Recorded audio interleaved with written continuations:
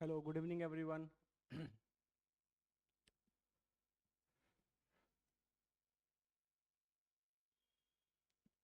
Good evening everyone. Sound clear है क्या? एक बार कमेंट कर लो बाबू, साउंड क्लियर है क्या? चेक कर लो एक बार। Good evening everyone.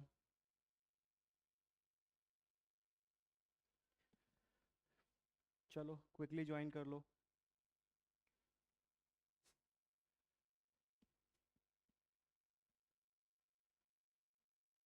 Sound clear है क्या? एक बार कमेंट कर लो बाबू। साउंड क्लियर है क्या?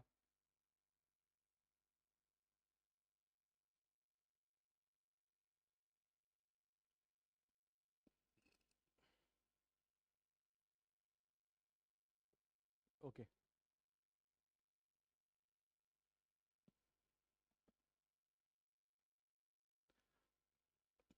Okay, done. ठीक है। तो चलो आज हम लोग एक बहुत इंपॉर्टेंट पार्ट पढ़ने वाले हैं, इसलिए मैंने पिछले क्लासेस में आपको बोला था कि आज का क्लास सभी को ही ज्वाइन करेंगे, ठीक है? तो आज हम लोग बेसिकली, आपको दिख रहा होगा, टॉपिक का नाम है क्वांटम नंबर। है ना? क्वांटम नंबर ये बहुत ही इंपॉर्टेंट टॉपिक है। इससे individually JEE mains NEET advance हर में एग्जाम आता है, और पूरे केमिस्ट्री का लगभग ये बैकबोन है ना? आप केमिस्ट्री पढ़ ही नहीं पाएंगे अगर आपको क्वांटम नंबर जैसी बेसिक चीज़ें अगर नहीं आएंगी। है ना? तो क्वांटम नंबर बहुत ही इंपॉर्टेंट है, और क्वांटम नंबर के जो एप्लीकेशंस हैं बेसिकली वो पूरे केमिस्ट्री में है ना? तो बहुत बेसिक यूनिट है, बहुत इंपॉर्टेंट यूनिट है, इसको हम लोग आराम से करेंगे, ठीक है?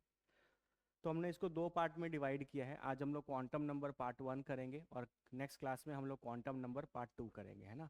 पार्ट 1 में हम लोग कॉन्सेप्ट्स वगैरह पढ़ेंगे, पार्ट 2 में भी कुछ कॉन्सेप्ट्स पढ़ेंगे, और साथ साथ में जितने पीवाईक्यूज आए हुए हैं, प्रीवियस ईयर क्वेश्चंस जो एग्जाम्स में पूछे गए हैं, उसको भी करेंगे।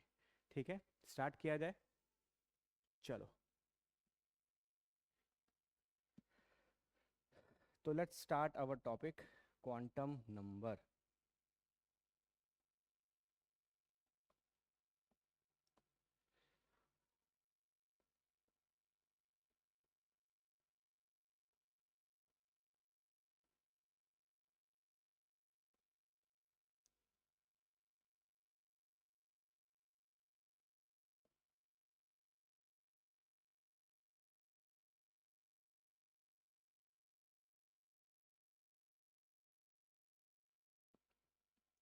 ठीक है, चलो। तो सबको पता है कि हमारे पास, जब हम एक एटम को इमेजिन करते हैं, तो एटम का जो शेप है वो इस तरीके से स्फेरिकल होता है। एटम का जो शेप है उसको हम लोग क्या मानते हैं? एक स्फेरिकल शेप का एज्यूम करते हैं, ठीक है? और इसके अंदर एक छोटा सा न्यूक्लियस होता है ना? इसके अंदर एटम के सेंटर पे एक छोटा सा चीज़ होता है जिसको हम लोग न्यूक्लियस बोलते हैं, और न्यूक्लियस के अंदर प्रोटॉन और न्यूट्रॉन्स रहते हैं।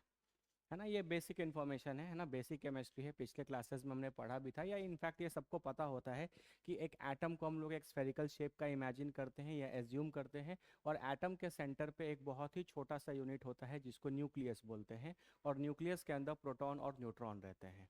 ठीक है? तो यहाँ तक बहुत सारा एटम का डिस्कवरी, और मतलब एटम का जब स्ट्रक्चर का स्टडी हो रहा था, तो बहुत लोगों ने, रदरफोर्ड साहब ने ऑलरेडी ये चीज़ डिस्कवर कर लिया था कि न्यूक्लियस जैसी कोई चीज़ होती है और उसके अंदर प्रोटॉन और न्यूट्रॉन रहते हैं।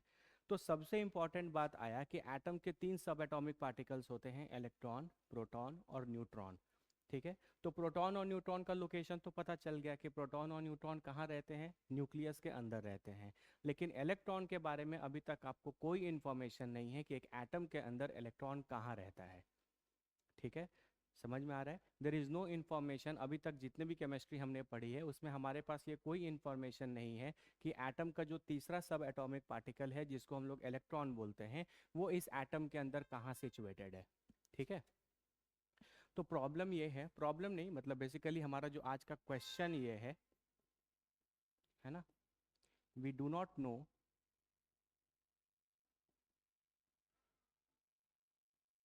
We do not know the location of electrons inside an atom, inside an atom.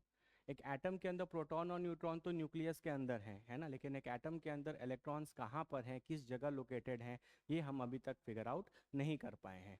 है ना। जैसे फॉर एग्जांपल से समझते हैं इसको, ठीक है। जैसे मान लो मेरे पास नाइट्रोजन का एटम है, तो नाइट्रोजन का एटम में एटॉमिक नंबर 7 और मास नंबर 14 होता है ना। तो इसके मतलब इसके पास 7 प्रोटॉन्स होंगे, और प्रोटॉन प्लस न्यूट्रॉन मिलाकर कितना होगा 14। तो आप यहाँ से कमेंट कर सकते हो कि न्यूट्रॉन कितना हो जाएगा 7, क्योंकि ये एटॉमिक नंबर है और ये मास नंबर है। Atomic number number of proton बताता है, और mass number proton plus neutron बताता है। ठीक है, तो इस एटम के अंदर 7 प्रोटॉन है और 7 न्यूट्रॉन है, और ये दोनों हैं कहाँ? न्यूक्लियस के अंदर। ये दोनों न्यूक्लियस के अंदर हैं, लेकिन क्योंकि ये न्यूट्रल है तो इसके पास इलेक्ट्रॉन्स कितनी है, वो भी 7 है। आई होप ये सारी चीज़ें आपको आती होंगी, है ना। किसी भी एटम या आयन में नंबर ऑफ प्रोटॉन, इलेक्ट्रॉन या न्यूट्रॉन निकालना है, ठीक है। नहीं भी आता है तो आप मेरा पीछा लेक्चर देखिएगा, क्लियर हो जाएगा। ठीक है, तो इलेक्ट्रॉन जो है वो आपके 7 हो गए।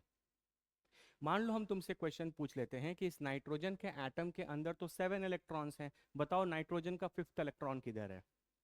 अगर हम ये जानने में इंटरेस्टेड हो जाएं कि हमको बताइए कि नाइट्रोजन के अंदर टोटल 7 इलेक्ट्रॉन्स हैं, लेकिन नाइट्रोजन का 5th इलेक्ट्रॉन किधर है, या नाइट्रोजन का 4th इलेक्ट्रॉन किधर है ना। तो अभी तक ये इन्फॉर्मेशन या ये स्टडी हम लोग नहीं किए हैं कि एक एटम के अंदर इलेक्ट्रॉन कहाँ पर सिचुएटेड होता है। ठीक है, तो जैसे क्वेश्चन अगर अराइज हो जाए कि where is 5th electron of an या of a nitrogen atom located inside an atom। ठीक है, where is the 5th electron of a nitrogen atom located inside a atom. ठीक है, नाइट्रोजन एटम का जो 5th इलेक्ट्रॉन है वो इस नाइट्रोजन एटम के अंदर कहाँ है। तो इस तरीके का जो इन्फॉर्मेशन है वो अभी तक हमारे पास नहीं है। ठीक है, क्लियर है क्या?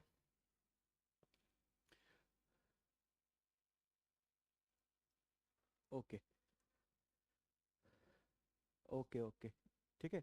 कुछ बच्चों का कमेंट आ रहा है सेकंड शेल ऑर्बिट। हाँ, ये सारी चीज़ें हैं बाबू। देखो, बेसिक लेवल की केमिस्ट्री और इस लेवल के केमिस्ट्री में बहुत फ़र्क है, इसलिए आप ध्यान से सुनिए, है ना। जो बच्चे 9th 10th में होंगे वो बहुत सारे बच्चे इन सारी चीज़ों के बारे में पढ़ते भी हैं, है ना।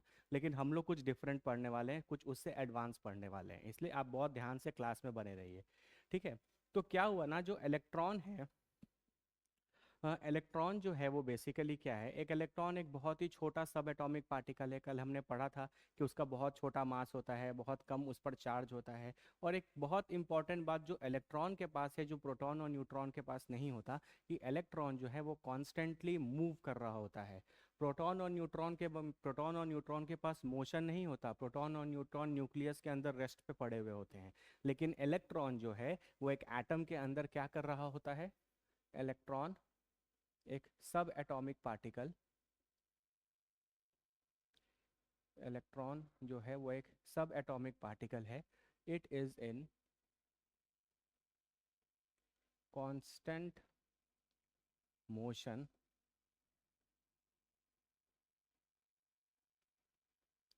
Inside an atom. इलेक्ट्रॉन एक बहुत ही छोटा सब एटॉमिक पार्टिकल जो है वो एक एटम के अंदर कॉन्स्टेंटली मूव कर रहा होता है। ये एक बहुत बड़ा इंपॉर्टेंट पॉइंट है जो प्रोटॉन और न्यूट्रॉन के पास नहीं होता। प्रोटॉन और न्यूट्रॉन न्यूक्लियस के अंदर रेस्ट में पड़े हुए होते हैं, जबकि इलेक्ट्रॉन एक एटम के अंदर कॉन्स्टेंटली मूव कर रहा होता है।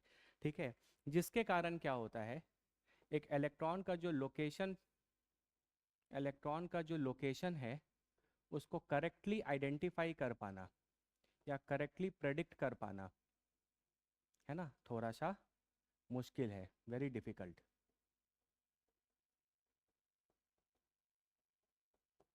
ठीक है, वेरी डिफिकल्ट। ठीक है,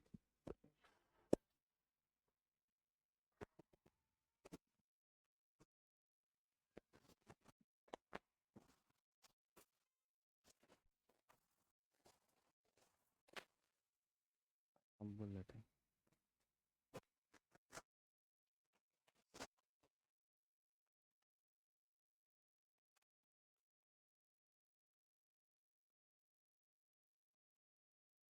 ठीक है, सॉरी फॉर द डिस्टर्बेंस। ठीक है, तो यहाँ पर बेसिकली क्या है कि इलेक्ट्रॉन जो है वो बहुत ही छोटा सा पार्टिकल है और एटम के अंदर कॉन्स्टेंटली मूव कर रहा होता है, तो बड़ा डिफिकल्ट हो जाता है इलेक्ट्रॉन का लोकेशन प्रेडिक्ट करना। है ना। बहुत सारे साइंटिस्ट आए, बहुत सारे अप्रोचेज अपनाए गए, बहुत लोगों ने एक्सप्लेन करने की कोशिश की कि एक इलेक्ट्रॉन आखिर में एटम के अंदर रहता कैसा है ना। लेकिन साइंटिस्ट ने बहुत मेहनत के बाद ये फिगर आउट किया कि जितना आसान प्रोटॉन और न्यूट्रॉन को डिस्कवर करना था और उनके लोकेशन को पता लगाना था, उतना आसान इलेक्ट्रॉन के लोकेशन को पता लगाना नहीं है ना। अगर हम करेक्ट बात बोले और एक स्टेटमेंट अगर हम बोले तो वो बिल्कुल भी गलत नहीं होगा कि इट इज़ इम्पॉसिबल, है ना, it is impossible to locate a location of an electron inside an atom। एक इलेक्ट्रॉन 100% श्योरिटी के साथ आप कभी भी नहीं बोल सकते कि एटम, एक एटम के अंदर इलेक्ट्रॉन किस जगह पर प्रेजेंट होगा। जैसे ये क्वेश्चन था आपका, ये क्वेश्चन था कि, है ना, कि नाइट्रोजन के एटम के अंदर नाइट्रोजन का जो फिफ्थ इलेक्ट्रॉन है वो कहाँ पर लोकेटेड होगा। तो सिचुएशन इतने कॉम्प्लिकेटेड होते हैं कि आप 100% एक्यूरेसी के साथ या 100% श्योर होकर ये बात कभी भी प्रेडिक्ट नहीं कर सकते या बता नहीं सकते कि भाई नाइट्रोजन का फिफ्थ इलेक्ट्रॉन इसी जगह पर होगा। ठीक है, तो इससे क्या पता चला, जब कभी भी कोई चीज़ सर्टेन नहीं होता, जब कभी भी कोई चीज़ सर्टेन नहीं होता तो हम लोग यूज़ करते हैं किस चीज़ का, प्रोबेबिलिटी का। किस चीज़ का यूज़ करते हैं, प्रोबेबिलिटी का। तो क्योंकि इलेक्ट्रॉन का भी लोकेशन एटम के अंदर एग्जैक्टली कहाँ है ये हम 100% श्योर होकर नहीं बोल सकते, है ना, इसीलिए हमने भी क्या किया, प्रोबेबिलिटी लगाया और कोशिश की कि मैक्सिमम चांसेस हो जाए या मैक्सिमम चांसेस इलेक्ट्रॉन के कहाँ पर पाने के होंगे एक एटम के अंदर, उनको निकाला जाए। ठीक है, तो हम लोग ने भी प्रोबेबिलिटी वाला अप्रोच लगाया, है ना, प्रोबेबिलिटी वाला अप्रोच लगाया और 99% तक एक एक्यूरेट रिजल्ट निकालने की कोशिश की, है ना, एक एक्यूरेट रिजल्ट निकालने की कोशिश की। किस चीज़ का probability, location of electron inside an atom, location of electron inside an atom. कितने बच्चे यहाँ तक फॉलो कर पा रहे हैं, थोड़ा कमेंट करो।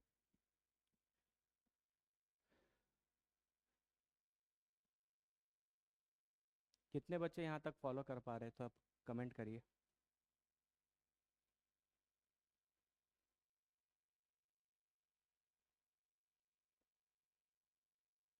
ओके, ठीक है, समझ में आ गया। तो बहुत सिंपल सा फंडा है, क्वांटम नंबर जो हमने टॉपिक स्टार्ट करना है या क्वांटम नंबर जो हम पढ़ने वाले हैं, उस क्वांटम नंबर का मेन मोटिव है एक एटम के अंदर इलेक्ट्रॉन का लोकेशन प्रेडिक्ट करना। ठीक है, लेकिन क्योंकि एटम जैसे इतने छोटे पार्टिकल जो कॉन्स्टेंटली मूव कर रहे होते हैं, उनका लोकेशन प्रेडिक्ट कर पाना इतना आसान नहीं था। आप 100% श्योरिटी के साथ ये नहीं बोल सकते थे कि ये इलेक्ट्रॉन यहीं पर होगा एक एटम के अंदर। इसीलिए जब कोई चीज़ श्योर नहीं होता तो आप किस चीज़ का हेल्प लेते हैं, प्रोबेबिलिटी का, है ना। जैसे मान लो मैं आपको बोले कि एक कॉइन को टॉस करो, तो एक कॉइन को टॉस करेंगे तो हेड भी आ सकता है, टेल भी आ सकता है। आप श्योर हैं क्या कि हमेशा हेड ही आएगा, नहीं। तो कोई मैथ्स में या साइंस में कभी भी कोई चीज़ अगर श्योरिटी के साथ नहीं बोली जाती तो हम लोग यूज़ करते हैं प्रोबेबिलिटी, है ना। तो उसी तरीके से प्रोबेबिलिटी का मॉडल लगाया गया, बहुत कॉम्प्लिकेटेड मैथ्स किया गया और तब जाकर इतने परसेंट एक्यूरेसी के साथ हम पता लगा पाए कि एक एटम के अंदर इलेक्ट्रॉन कहाँ है। अभी भी यहाँ पर देखो 98 to 99% ही हम लिख रहे हैं, इसका मतलब अभी भी हम 100% श्योर नहीं हैं कि एक एटम के अंदर इलेक्ट्रॉन कहाँ होगा। लेकिन फिर भी ये मॉडल इतना ज़्यादा एक्यूरेट है, इसलिए हम लोग इसी को सही मानकर और अपना आगे की पूरी केमिस्ट्री पढ़ते हैं। ठीक है, कि एक इलेक्ट्रॉन कहाँ पर एक एटम के अंदर है, उसको लेकर के हम लोग आगे बढ़ेंगे। क्लियर है। तो साइंटिस्ट लोगों ने बहुत सारा कॉम्प्लेक्स मैथमेटिक्स किया और बहुत ही सिंपल, है ना, बहुत ही सिंपल चार क्वांटम नंबर्स बना दिए।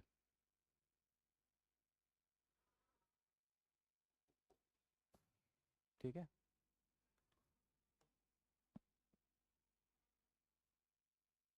बहुत ही सिंपल बाबू, क्या किए, चार क्वांटम नंबर्स बना दिए। देखो साइंटिस्ट लोग थे, बहुत सारा मैथ्स किया, बहुत प्रोबेबिलिटी वगैरह लगाया और प्रोबेबिलिटी वगैरह लगाकर उनको पता चला कि कैसे एक इलेक्ट्रॉन को फाइंड किया जाएगा, है ना। लेकिन उतना कॉम्प्लेक्स मैथ्स तो सब कोई समझ नहीं सकता, तो साइंटिस्ट ने क्या किया, चीज़ों को सिंप्लीफाई कर दिया ताकि एक 11th-12th में पढ़ने वाले या एक स्कूल गोइंग स्टूडेंट को भी ये बात समझ में आ जाए कि एक इलेक्ट्रॉन कहाँ रहता है एक एटम के अंदर।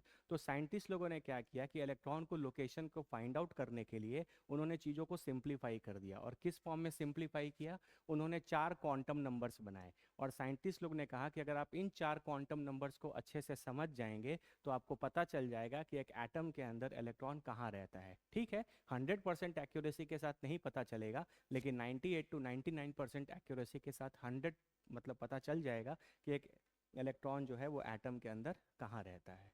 ठीक है, तो कौन कौन से 4 क्वांटम नंबर हैं? सबसे पहला होता है प्रिंसिपल क्वांटम नंबर। ठीक है, प्रिंसिपल क्वांटम नंबर। ठीक है, इसको डिनोट करते हैं आप स्मॉल एन से। ठीक है, प्रिंसिपल क्वांटम नंबर ये आपको क्या बताता है? ये आपको बताता है नंबर ऑफ शेल्स बोल लीजिए या ऑर्बिट्स बोल लीजिए, या इसी का एक नाम है energy level. Energy level inside an atom. ठीक है, प्रिंसिपल क्वांटम नंबर आपको क्या बताता है कि एटम के अंदर कितने शेल, कितने ऑर्बिट या कितने एनर्जी लेवल, तीनों नाम है, आप शेल बोल लीजिए, ऑर्बिट बोल लीजिए या फिर एनर्जी लेवल बोल लीजिए, एटम के अंदर कितने हैं। है ना, जैसे थोड़ा सा इसको समझते हैं। मान लीजिए आपके पास ये न्यूक्लियस है, ये आपका न्यूक्लियस है। ठीक है, तो इसके आसपास हम बहुत इस तरीके के शेल्स बना सकते हैं।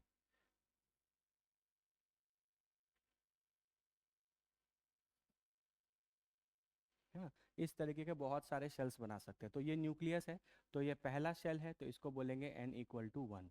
ये हो जाएगा n=2। ये वाला हो जाएगा n=3, सो ऑन बढ़ते जाएगा। और बढ़ते बढ़ते कहाँ तक जा सकता है? इनफाइनाइट तक जा सकता है। तो प्रिंसिपल क्वांटम नंबर की वैल्यू 1 से चालू होगी और इनफाइनाइट तक जा सकते हैं। मतलब एक एटम के अंदर इनफाइनाइट सेल्स हो सकते हैं, इस तरीके के सर्कुलर सेल्स हो सकते हैं, या ऑर्बिट्स हो सकते हैं, या एनर्जी लेवल्स हो सकते हैं। इनके 3 नाम हैं। ठीक है, आप इनको शेल्स बोल लीजिए, या इनको आप ऑर्बिट बोल लीजिए, या आप इनको एनर्जी लेवल बोल लीजिए। इसी चीज़ के 3 नाम हैं। कितने हो सकते हैं? इनफाइनाइट तक हो सकता है। ये पहला शेल है, ये सेकंड शेल है, ये थर्ड शेल है, फिर फोर्थ, फिर फिफ्थ, फिर सिक्स्थ, ऐसे करते करते इनफाइनाइट शेल्स हो सकते हैं। तो प्रिंसिपल क्वांटम नंबर आपको बताता है कि आपके एटम के अंदर कितने शेल्स हैं या कितने ऑर्बिट्स हैं। ठीक है, क्लियर है? चलो, कुछ इंपॉर्टेंट बातें जो प्रिंसिपल क्वांटम नंबर से रिलेटेड हैं, है ना, वो आप ध्यान से समझिएगा। जैसे जैसे n की वैल्यू बढ़ते जा रही है, वैसे वैसे आप न्यूक्लियस से दूर होते जा रहे हैं। Sir what is the need to locate electron in an atom? बहुत ज़रूरत है बाबू, बहुत ज़रूरत है, बिना इसके तो आप कुछ पढ़ ही नहीं सकते। कल ही मैंने आपको बताया था कि एक एटम क्या या एलिमेंट का सारा कुछ इलेक्ट्रॉन डिसाइड करता है, क्योंकि प्रोटॉन और न्यूट्रॉन को तो आपने ताला लॉक करके और न्यूक्लियस के अंदर बंद करके रखा है। तो प्रोटॉन और न्यूट्रॉन कभी किसी चीज़ में पार्टिसिपेट नहीं करते। है ना, आप कोई भी एलिमेंट या किसी भी एटम की प्रॉपर्टीज़ का स्टडी करना है तो इलेक्ट्रॉन्स का ही स्टडी करना पड़ेगा। है ना, इसलिए इलेक्ट्रॉन का लोकेशन जानना बहुत इंपॉर्टेंट है। ठीक है, आपको समझ में आएगा, आप पढ़िए तो आगे। जैसे जैसे n की वैल्यू बढ़ते जा रही है, वैसे वैसे आपका डिस्टेंस फ्रॉम न्यूक्लियस इंक्रीज करता जा रहा है। ठीक है, देखो, जैसे जैसे n की वैल्यू बढ़ते जा रही है, वैसे वैसे आपका डिस्टेंस फ्रॉम न्यूक्लियस जो है वो इंक्रीज करता जा रहा है ना। अगर आप n=1 पे है तो आप न्यूक्लियस के सबसे ज़्यादा नज़दीक हैं। n=2 पे न्यूक्लियस से थोड़ा दूर हो गए, n=3 पर चले गए तो और दूर हो गए। है ना, इसका मतलब कोई इलेक्ट्रॉन अगर n=2 में है तो वो न्यूक्लियस से इतने दूर पर है, लेकिन अगर कोई इलेक्ट्रॉन n=3 पर है तो उसकी न्यूक्लियस से जो डिस्टेंस है वो क्या होगी? वो बढ़ जाएगी। न्यूक्लियस से जो डिस्टेंस है वो इंक्रीज करती जाएगी। तो न्यूक्लियस से न्यूक्लियर n की वैल्यू बढ़ने से डिस्टेंस फ्रॉम न्यूक्लियस इंक्रीज करेगा। डिस्टेंस फ्रॉम न्यूक्लियस इंक्रीज करने से क्या होगा? बहुत इंपॉर्टेंट बात है, ध्यान से समझना। ठीक है, मैंने आपको पहले ही बताया था कि ये जो न्यूक्लियस होता है आपका, ये न्यूक्लियस आपका पॉजिटिवली चार्ज होता है। ये न्यूक्लियस आपका पॉजिटिवली चार्ज होता है क्योंकि इसके अंदर क्या होते हैं? प्रोटॉन और न्यूट्रॉन। तो जो न्यूट्रॉन पर तो कोई चार्ज नहीं होता, लेकिन जीरो चार्ज। लेकिन प्रोटॉन पर कैसा चार्ज होता है? पॉजिटिव। तो पूरा का पूरा न्यूक्लियस कैसा है? पॉजिटिवली चार्ज है। कैसा है? पॉजिटिवली चार्ज है। तो ये जो न्यूक्लियस आपका पॉजिटिवली चार्ज है, और इलेक्ट्रॉन कैसा चार्ज होता है? Negative charge. कैसा होता है? नेगेटिव चार्ज होता है। ठीक है, तो यहाँ पर पॉजिटिव चार्ज न्यूक्लियस और इलेक्ट्रॉन के बीच में किस तरीके का फोर्स लगेगा? अट्रैक्शन का कि रिपल्शन का? अट्रैक्शन का फोर्स लगेगा या रिपल्शन का फोर्स लगेगा? अट्रैक्शन का लगेगा, क्योंकि पॉजिटिव और नेगेटिव चार्ज के बीच में क्या लगता है? एक अट्रैक्शन का फोर्स लगता है। ठीक है, तो न्यूक्लियस और इलेक्ट्रॉन के बीच में एक तरीके का एक अट्रैक्टिव फोर्स काम करता है। ठीक है, अब ये जो अट्रैक्टिव फोर्स है, जैसे जैसे इलेक्ट्रॉन दूर होता जाएगा, जैसे जैसे प्रिंसिपल क्वांटम नंबर बढ़ता जाएगा और इलेक्ट्रॉन दूर होता जाएगा, ये अट्रैक्टिव फोर्स जो है वो घटता चला जाता है। क्यों? क्योंकि जो फोर्स होता है वो डिपेंड करता है k into Q1 Q2 divided by D square. ठीक है, ये फोर्स का मैंने फॉर्मूला लिखा है ताकि आप अच्छे से समझ पाए, है ना। k यहाँ पर कोई कांस्टेंट है, Q1 Q2 आपके चार्जेस हैं, और जो d है वो डिस्टेंस बिटवीन चार्जेस है, डिस्टेंस बिटवीन चार्जेस है। ठीक है, तो थोड़ा समझना। मान लो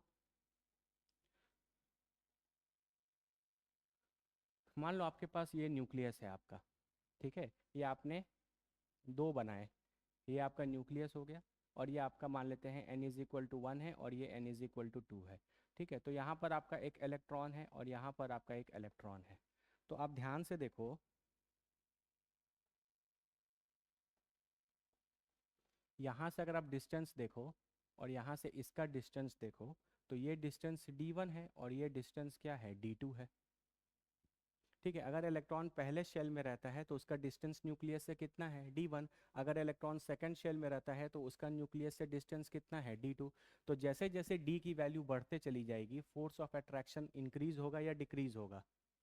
जैसे जैसे d की वैल्यू इंक्रीज करती जाएगी, वैसे वैसे फोर्स ऑफ अट्रैक्शन इंक्रीज होगा या डिक्रीज होगा?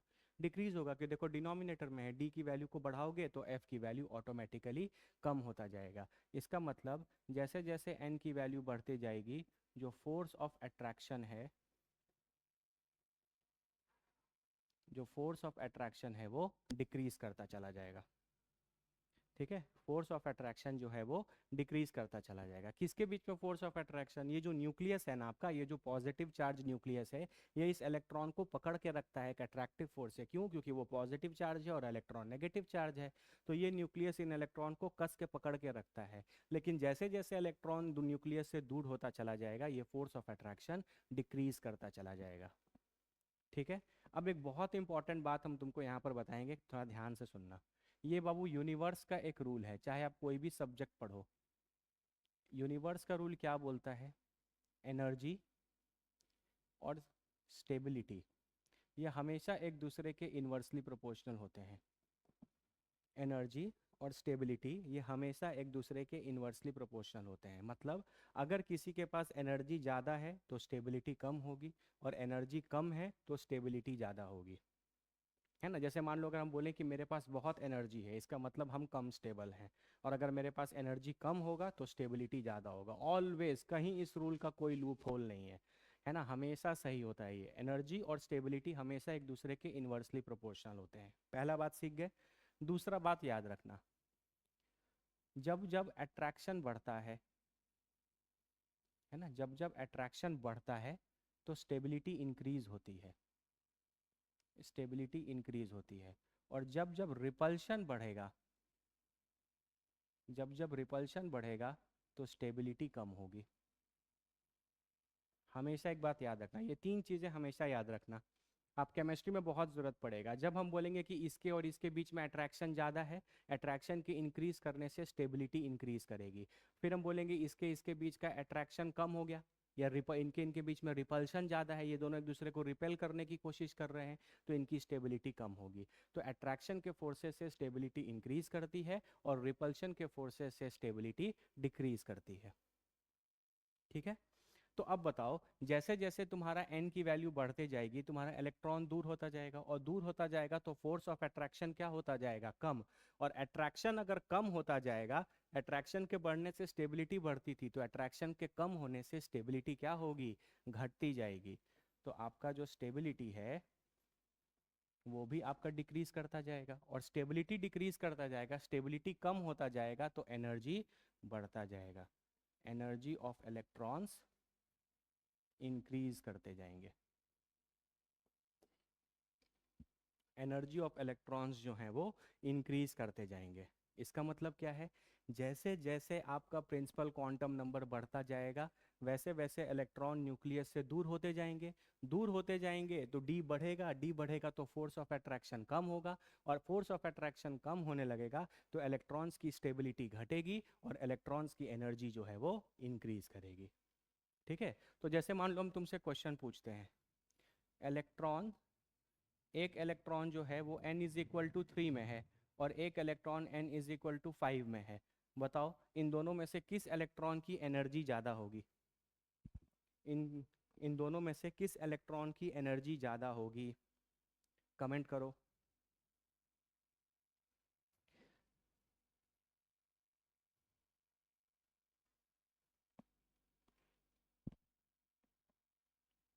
Very good. एनर्जी ज़्यादा किसकी होगी? Energy of 5 will be greater than energy of 3। और स्टेबिलिटी पूछते तो स्टेबिलिटी 3 की ज़्यादा होती एज कंपेयर टू 5 की, है ना? सिंपल सा बात है। नहीं नहीं, 3। हाँ वेरी गुड, स्टेबिलिटी 3 की ज़्यादा होगी और एनर्जी 5 की ज़्यादा होगी। बहुत सिंपल सा फंडा है जो बता रहे हैं, बहुत इंपॉर्टेंट कॉन्सेप्ट्स हैं, बहुत जगह केमिस्ट्री में यूज़ होगा। ठीक है, इसलिए क्या मैंने आपको बताया, जैसे जैसे इसका न्यूक्लियस से डिस्टेंस बढ़ता जाएगा तो डी के इंक्रीज करने से फोर्स ऑफ अट्रैक्शन क्या होगा? डिक्रीज करेगा। फोर्स ऑफ अट्रैक्शन डिक्रीज होगा, अट्रैक्शन के डिक्रीज होने से स्टेबिलिटी क्या होगी? डिक्रीज होगी। और स्टेबिलिटी और एनर्जी तो इन्वर्सली होता है, तो स्टेबिलिटी घटेगा तो एनर्जी बढ़ेगा। इसका मतलब सिंपल सा फंडा है कि जैसे जैसे इलेक्ट्रॉन दूर होता जाएगा न्यूक्लियस से उसकी स्टेबिलिटी कम होती जाएगी और उसकी एनर्जी ज़्यादा होती जाएगी। है ना? तो आप यहाँ पे कमेंट करके लिख सकते हो। क्या लिख सकते हो? As the principal quantum number,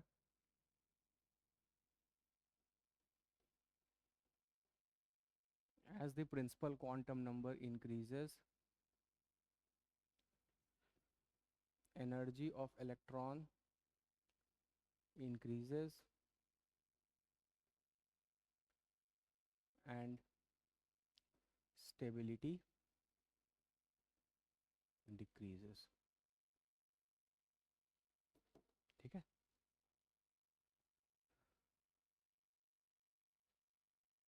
ठीक है, तो बेसिक फंडा है। कितने लोग को यहाँ तक पूरा समझ में आ गया? कमेंट करिए।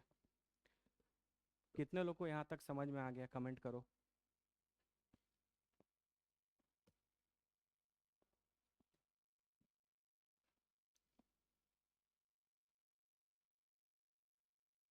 ओके, ठीक है। ये सब कौन इन्फॉर्मेशन दिया? ये सब वो साइंटिस्ट बता रहे हैं आपको, है ना?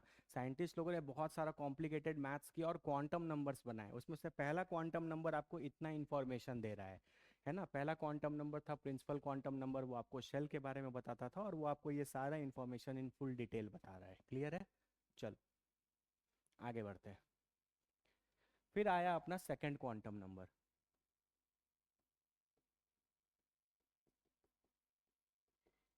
ठीक है, सेकेंड क्वांटम नंबर को बोलते हैं एजीमुथल क्वांटम नंबर।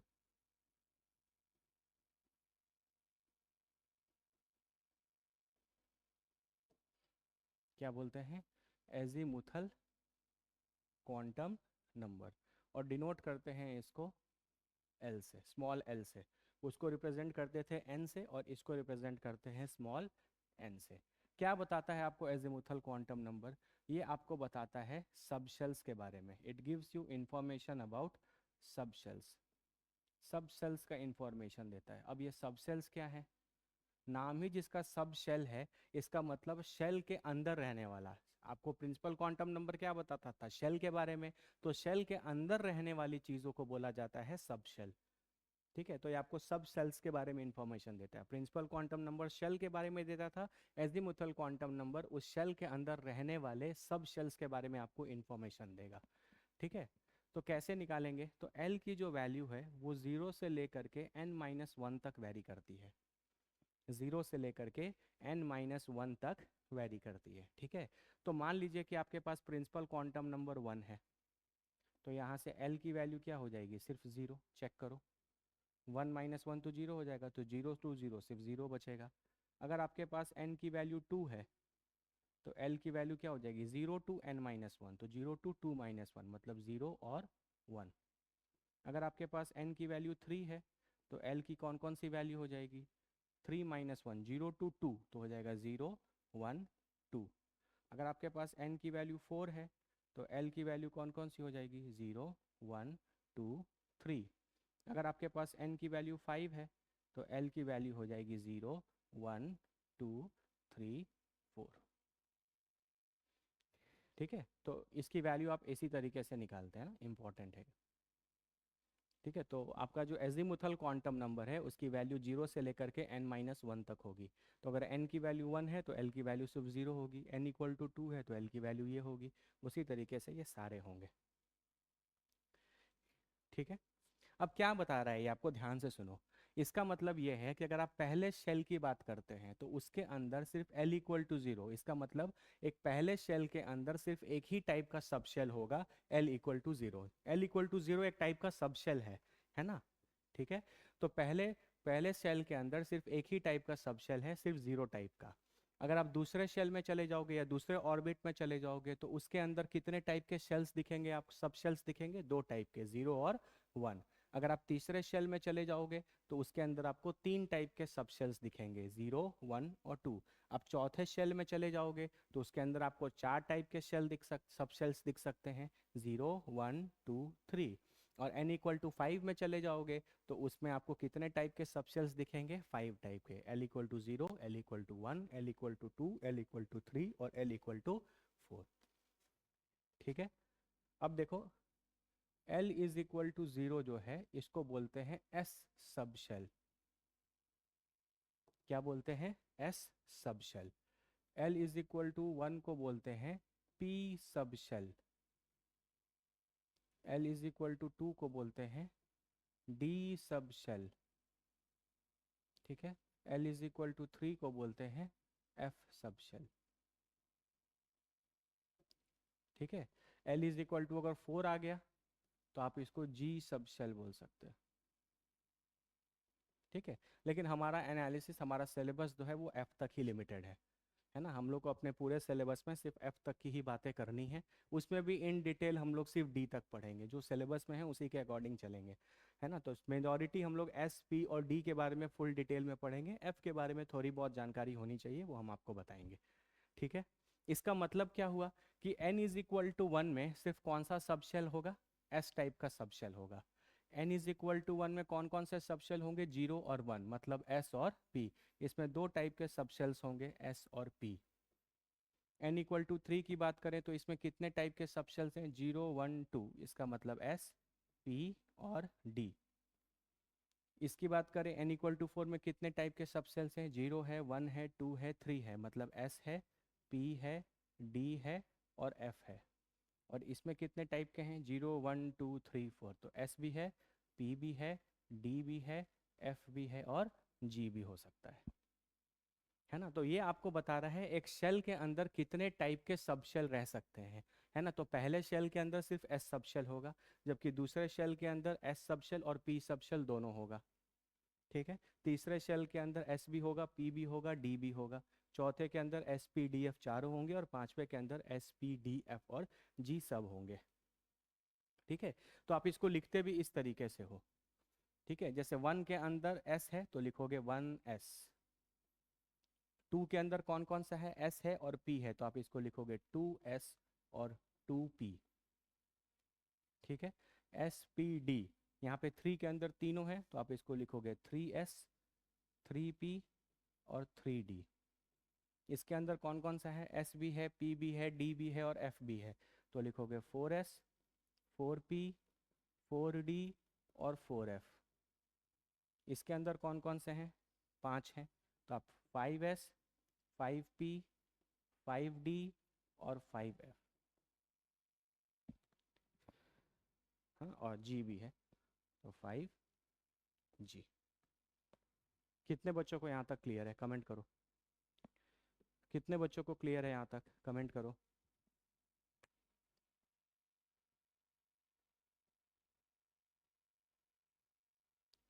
कितने बच्चों को क्लियर है, कमेंट करो।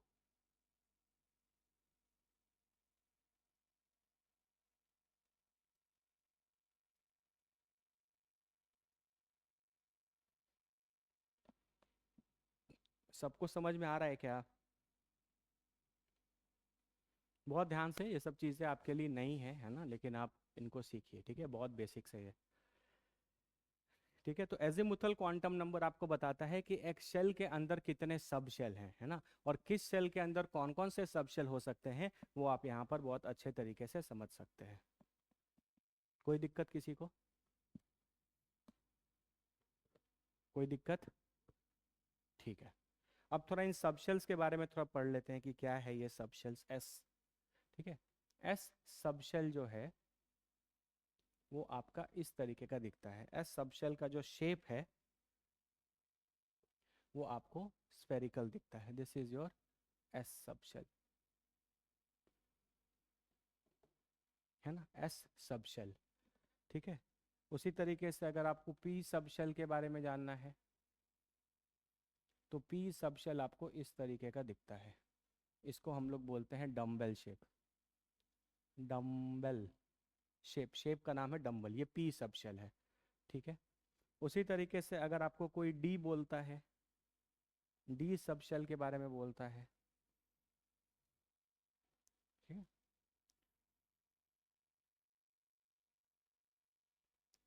ठीक है, तो आप इसको बोल सकते हो डी सब शेल। ठीक है, एफ का डायग्राम नहीं बनाएंगे, एफ का डायग्राम थोड़ा और कॉम्प्लिकेटेड होता है। मैंने आपको बोला ना, एफ के बारे में आपको बहुत थोड़ी थोड़ी चीज़ें जाननी चाहिए, वो हम आपको बता देंगे। तो एफ का डायग्राम वगैरह से रिलेटेड आपके सिलेबस में कुछ नहीं है। तो आपको कम से कम ये 3 तरीके के सबसेल्स बहुत अच्छे से पहचानने आने चाहिए। ठीक है, S sub shell, D P sub shell और डी सब शेल। ठीक है, इसका शेप स्फेरिकल होता है, इसके शेप को डबल, ये डम्बल बोलते हैं। और यहाँ पे अगर तुम ध्यान से देखो तो ये दो डम्बल जैसा दिख रहा है, तो इसको बोलते हैं डबल डम्बल। ठीक है, तो ये आपका डबल डम्बल है। ठीक है, ये सब जो शेप्स हैं ये सब मैथ्स में प्रोबेबिलिटी से आए हैं। ठीक है, तो आपको ये बहुत डिटेल में अभी ये सब नहीं जानना है, थोड़ा मैं आपको ये सब चीज़ें पढ़ाऊंगा जब आप जेई एडवांस वगैरह के पर्सपेक्टिव से लास्ट में जब मैं आपको पढ़ाऊंगा, जब आप लोग 11th में आ जाएंगे तब। ठीक है, तो वहाँ पे मैं आपको बताऊंगा, तो आपको मैं बता सकता हूँ कि ये सारे शेप्स कैसे आए हैं। अभी तक के लिए, टाइम बिंग के लिए आप ये जानिए कि इनके शेप्स ऐसे, ये सारे शेप्स कैसे आए हैं। ये सारे शेप्स जो है वो प्रोबेबिलिटी के फंक्शंस बताते हैं कि एस ऐसा ही दिखेगा, है ना, पी ऐसा ही दिखेगा, डी ऐसा ही दिखेगा, इस तरीके के अलग अलग सबशेल्स हैं। क्लियर है क्या यहाँ तक? कोई दिक्कत किसी को? आगे बढ़ा जाए। ठीक है, इसके बाद अपना तीसरा क्वांटम नंबर आता है जिसको बोलते हैं मैग्नेटिक क्वांटम नंबर।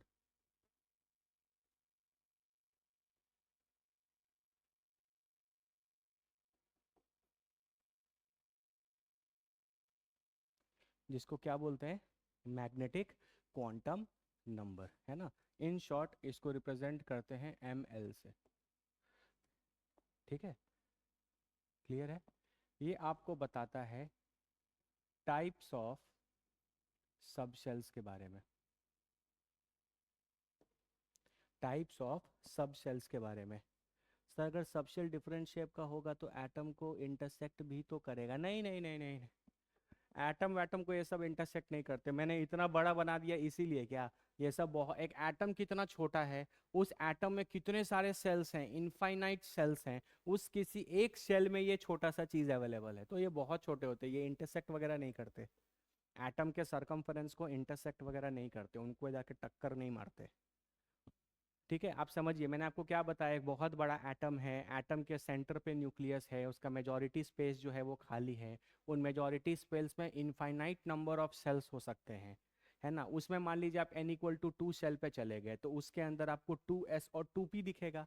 तो 2s और 2p मतलब 2s इस तरीके का दिखेगा और 2p इस तरीके का दिखेगा। तो उस शेल के अंदर, उस सर्कुलर शेल के अंदर रहने वाले ये सारे आपके सब शेल्स हैं।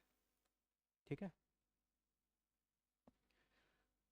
तो मैग्नेटिक क्वांटम नंबर ml से रिप्रेजेंट करते हैं और ये आपको बताता है टाइप्स ऑफ सबशेल्स के बारे में। ठीक है, कि सबशेल्स कितने कितने टाइप के हो सकते हैं। ठीक है, तो इसको निकालने के लिए ml की जो वैल्यू है वो -L2 + L होती है, -L2 + L। तो L की वैल्यू क्या क्या हो सकती है? L की वैल्यू 0, L की वैल्यू 1, L की वैल्यू 2, L की वैल्यू 3। 3 इतने का डिस्कशन करेंगे। ठीक है, तो अगर L की वैल्यू 0 है तो ML की वैल्यू क्या होगी, -0 2 +0, इसका मतलब सिर्फ 0। ML की वैल्यू डिस्कस करें तो -L to L, तो ये हो जाएगा -1 2 +1, यहाँ पे कौन कौन सा आएगा, -1 0 और +1। अगर आप यहाँ पे डिस्कस करोगे तो L की वैल्यू 2 है, तो ये हो जाएगा -2 2 +2, कौन कौन से आएंगे, -2 -1 0 1 और 2। और इसकी बात करोगे ML की तो ये हो जाएगा -3 2 +3। ठीक है, तो ये हो जाएगा -3 -2 -1 0 1 2 3। ठीक है, अब ये जो नंबर्स आए हैं इन नंबर्स का सिग्निफिकेंस कुछ नहीं है, ये सिर्फ काउंटिंग के लिए है। जैसे L = 0 है तो ML की वैल्यू 0, तो यहाँ पे कितना नंबर आया, सिर्फ एक नंबर। ठीक है, जब L = 1 है तो कितने नंबर आए हैं, 1 2 3, यहाँ पे कितने नंबर आए हैं, 3 नंबर। जब L = 2 है तो कितने नंबर आए, 1 2 3 4 5, तो ये हो गए 5 नंबर।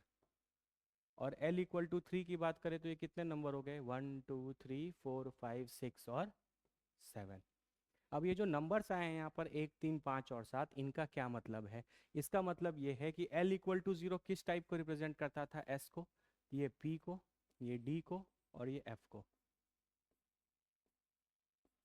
ये S सब शेल है, यानी S सब शेल जो है वो एक ही टाइप का होता है, उसका कोई और दूसरा वैरायटी नहीं है। जबकि P सब शेल के टोटल कितने वैरायटी हैं, 3 वैरायटी। D सब शेल के टोटल कितने वैरायटी है, 5 वैरायटी। और F सब शेल के टोटल कितने वैरायटी हैं या कितने टाइप्स हैं, तो 7 टाइप्स हैं, है ना। तो आप यहाँ से ये कंक्लूड कर सकते हो कि S सब शेल का सिर्फ एक ही टाइप है। P सब शेल के कितने टाइप हैं, 3 टाइप।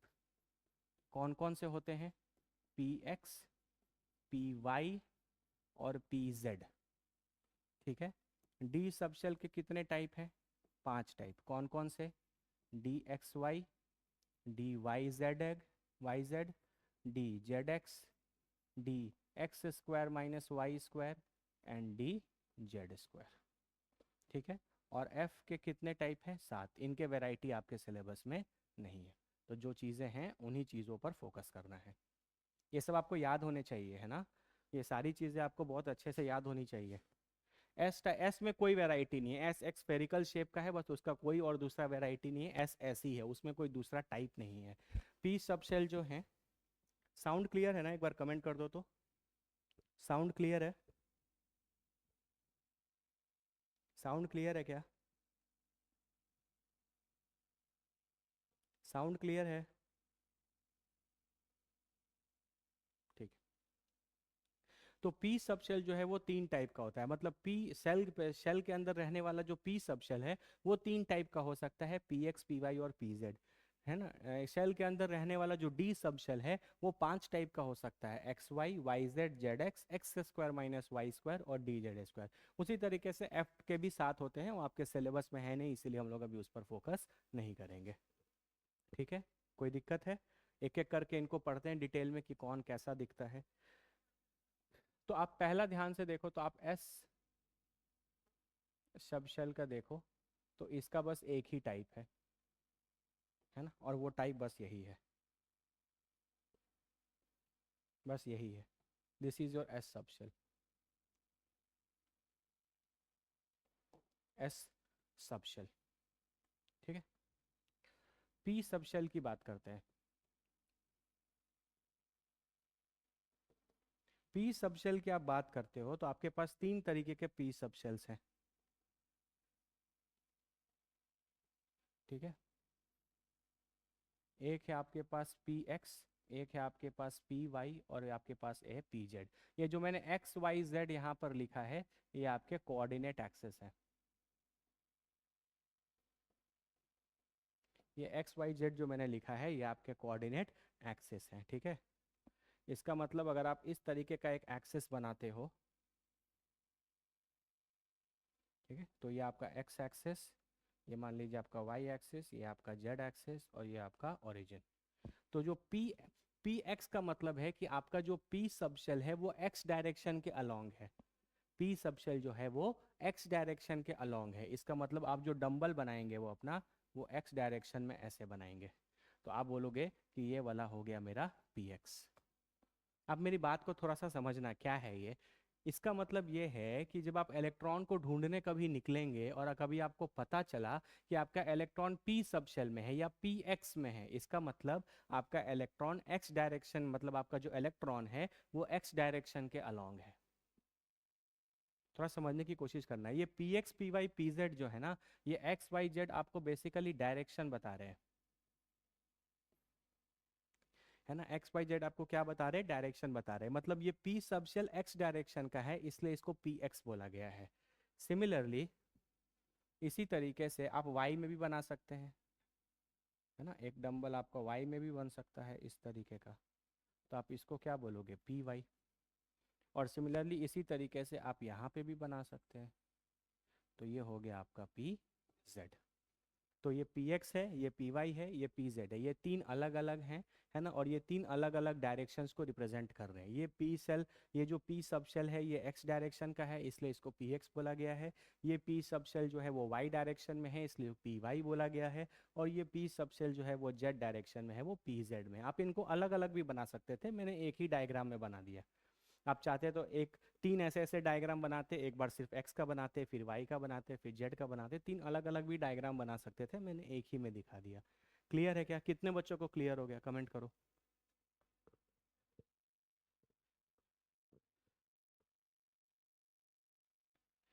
सर क्या उनका मूवमेंट उस डायरेक्शन में होता है या वो बस उस डायरेक्शन में फेस करते हैं? नहीं नहीं नहीं, देखो मैंने आपको क्या बताया, ये सारा काम किस चीज़ के लिए हो रहा है, इलेक्ट्रॉन को इलेक्ट्रॉन के लोकेशन को फाइंड आउट करने के लिए। तो हो सकता है ना कि कोई इलेक्ट्रॉन एक्स डायरेक्शन में हो। अभी आपको नहीं समझ में आएगा, आप पहले आप सीखिए, है ना। अभी आपको एक पूरा एग्जैक्ट पिक्चर, पूरा पिक्चर क्लियर होगा जब आप सारी चीज़ें पढ़ लेंगे, तो थोड़ा पेशेंस रखो। जैसे एक्स डायरेक्शन तुम पूछ रही हो, तो हम थोड़ा बताते हैं। जैसे एक्स डायरेक्शन में है ना, तो किसी एटम में मान लो जैसे आप नाइट्रोजन के फिफ्थ इलेक्ट्रॉन को ढूंढने की कोशिश कर रहे थे, तो नाइट्रोजन का जो फिफ्थ इलेक्ट्रॉन है हो सकता है कि वो पी एक्स में जाए। अगर वो पी एक्स में जाता है, इसका मतलब नाइट्रोजन के फिफ्थ इलेक्ट्रॉन को पाने की प्रोबेबिलिटी एक्स डायरेक्शन में ज़्यादा है। क्लियर हुआ क्या? है ना। जैसे मान लो हम बोले कि नाइट्रोजन का fifth electron P X orbital में गया, कि इसमें पी एक्स सब शेल में गया, है ना, या पी एक्स ऑर्बिटल में गया, ठीक है। पी एक्स ऑर्बिटल में गया, इसका मतलब नाइट्रोजन का जो फिफ्थ इलेक्ट्रॉन को पाने की प्रोबेबिलिटी है वो एक्स डायरेक्शन में ज़्यादा है, ठीक है। समझ में आ रहा है? ये जो टाइप ऑफ सबशेल्स हैं इनको आप ऑर्बिटल्स भी बोलते हैं, है ना। इनका दूसरा नाम ऑर्बिटल्स है, और यही वाला पार्ट ज़्यादा फेमस है, ठीक है। ये जो मैग्नेटिक क्वांटम नंबर है इसका दूसरा नाम ऑर्बिटल्स भी, तो आप इसको P X orbital, P Y orbital और पी जेड ऑर्बिटल भी बोल सकते हैं, ठीक है। P X orbital, P Y orbital, P Z orbital, ठीक है। क्लियर है? ये आगे बढ़े, चलो।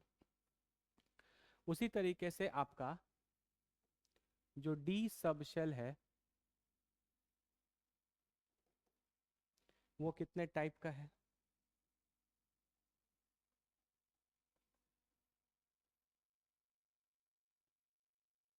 ठीक है, पांच। D X Y, D Y Z और डी जेड एक्स, फिर D X square minus Y square और डी जेड स्क्वायर।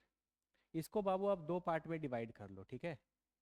इसमें ये जो तीन हैं और ये जो दो हैं ये अलग अलग टाइप के हैं, इनको बोलते हैं प्लेनर। क्या बोलते हैं? प्लेनर। और इनको बोलते हैं एक्सियल, है ना। इनको बोलते हैं प्लेनर। आप देखो यहाँ पर, आप ध्यान से आपने मैंने आपको बेसिक मैथ्स में ये सारी चीज़ें पढ़ाई हैं कि एक्स वाई मतलब एक्स वाई प्लेन है, ये वाई जेड मतलब ये वाई जेड प्लेन है, और जेड एक्स का मतलब ये जेड एक्स प्लेन है, और X square minus Y square और डी जेड स्क्वायर जो है वो एक्सियल है। अभी डायग्राम बनाएंगे तो क्लियर हो जाए, ठीक है। चलो, तो हम यहाँ पे मान लो एक्स एक्सिस,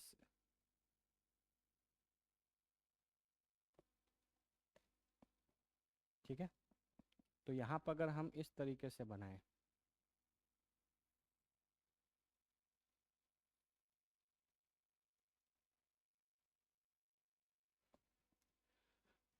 ठीक है।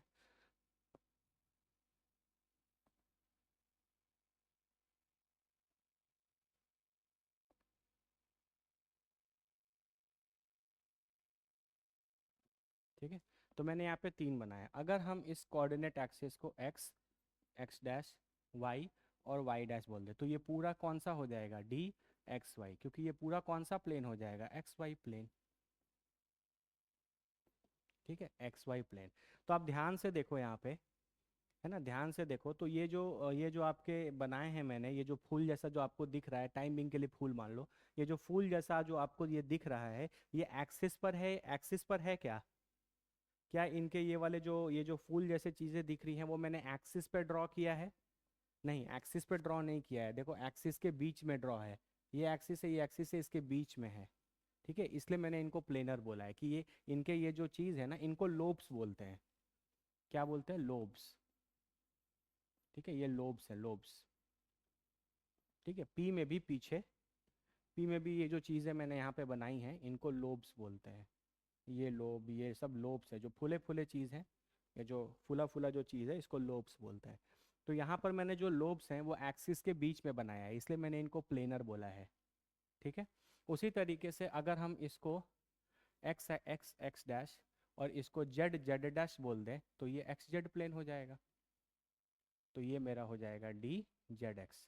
जेड एक्स बोल लो या एक्स जेड बोल लो, बात सेम है। ठीक है, उसी तरीके से अगर ये x और ये x, सॉरी, ये मान लो y और ये y डैश है, और ये z और ये z डैश है, तो ये पूरा प्लेन कौन सा हो जाएगा, वाई जेड प्लेन हो जाएगा। और आप इसको बोलोगे डी वाई जेड।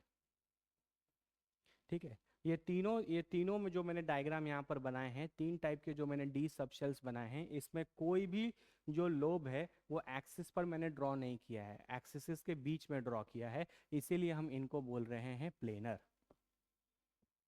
ठीक है, ये सब लोब्स हैं, इनको लोब बोला जाता है, लोब। ठीक है, क्लियर है। चलो, इसके अलावा कौन कौन से हैं, दो।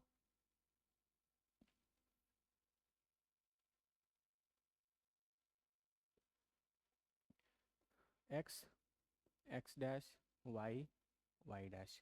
ठीक है, D X square minus Y square. देखो, ये मैंने किस कैटेगरी में रखा है, एक्सियल, और यहाँ पर कौन कौन से एक्सेस इन्वॉल्व हैं, एक्स एक्सिस और वाई एक्सिस, तो इसीलिए यहाँ जो लोब बनेंगे ये एक्सिस पर बनेंगे, इस तरीके का। ठीक है, तो आप इसको बोल सकते हो कि ये D X square minus Y square. यहाँ पर जो लोब्स हैं आर ड्रॉन ऑन एक्सिस, ये एक्सेस पर ड्रॉन है, इसीलिए इसको एक्सियल टाइप का बोला गया है। ठीक है, और यहाँ पर X square minus Y square है, इसलिए ये जो लोब मैंने ड्रॉ किया है ये एक्स एक्सिस और वाई एक्सिस पर ड्रॉ किया है। ठीक है,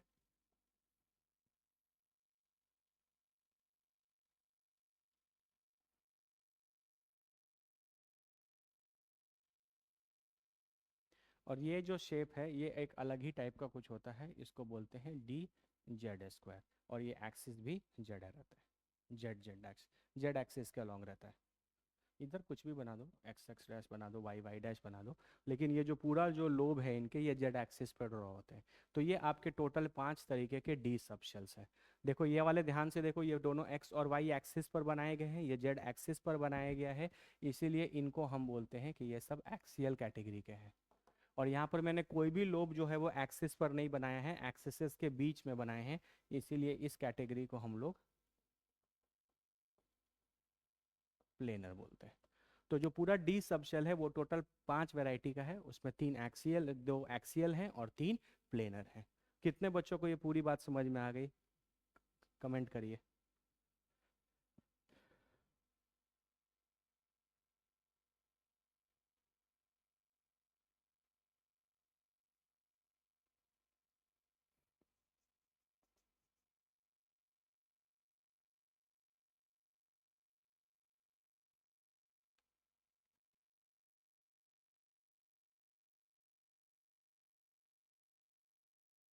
चमका क्या, चमक गया?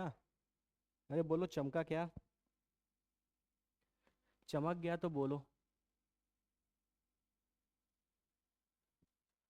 चमक गया हो तो बोलो। चलो वेरी गुड, सबको समझ में आ गया। ठीक है, क्लियर है आपको? है ना? तो पहला प्रिंसिपल क्वांटम नंबर था वो आपको शेल के बारे में बता रहा था। फिर दूसरा एजिमुथल क्वांटम नंबर था जो शेल के अंदर रहने वाले सब सेल्स के बारे में बता रहा था। है ना? और फिर ये आया तीसरा जिसको आप मैग्नेटिक क्वांटम नंबर बोल रहे हैं, ये आपको ऑर्बिटल्स के बारे में बता रहा है, या ये बता रहा है कि आपके जो सब शेल्स हैं वो कितने टाइप के हैं। है ना? आपके जो सब शेल्स हैं वो खुद कितने टाइप के हैं। ठीक है, कोई दिक्कत किसी को? चलो, अब इन्हीं सारी चीज़ों को हम लोग सिंबॉलिकली भी रिप्रेजेंट करते हैं। तो इनका जो सिंबॉलिक रिप्रेजेंटेशन है,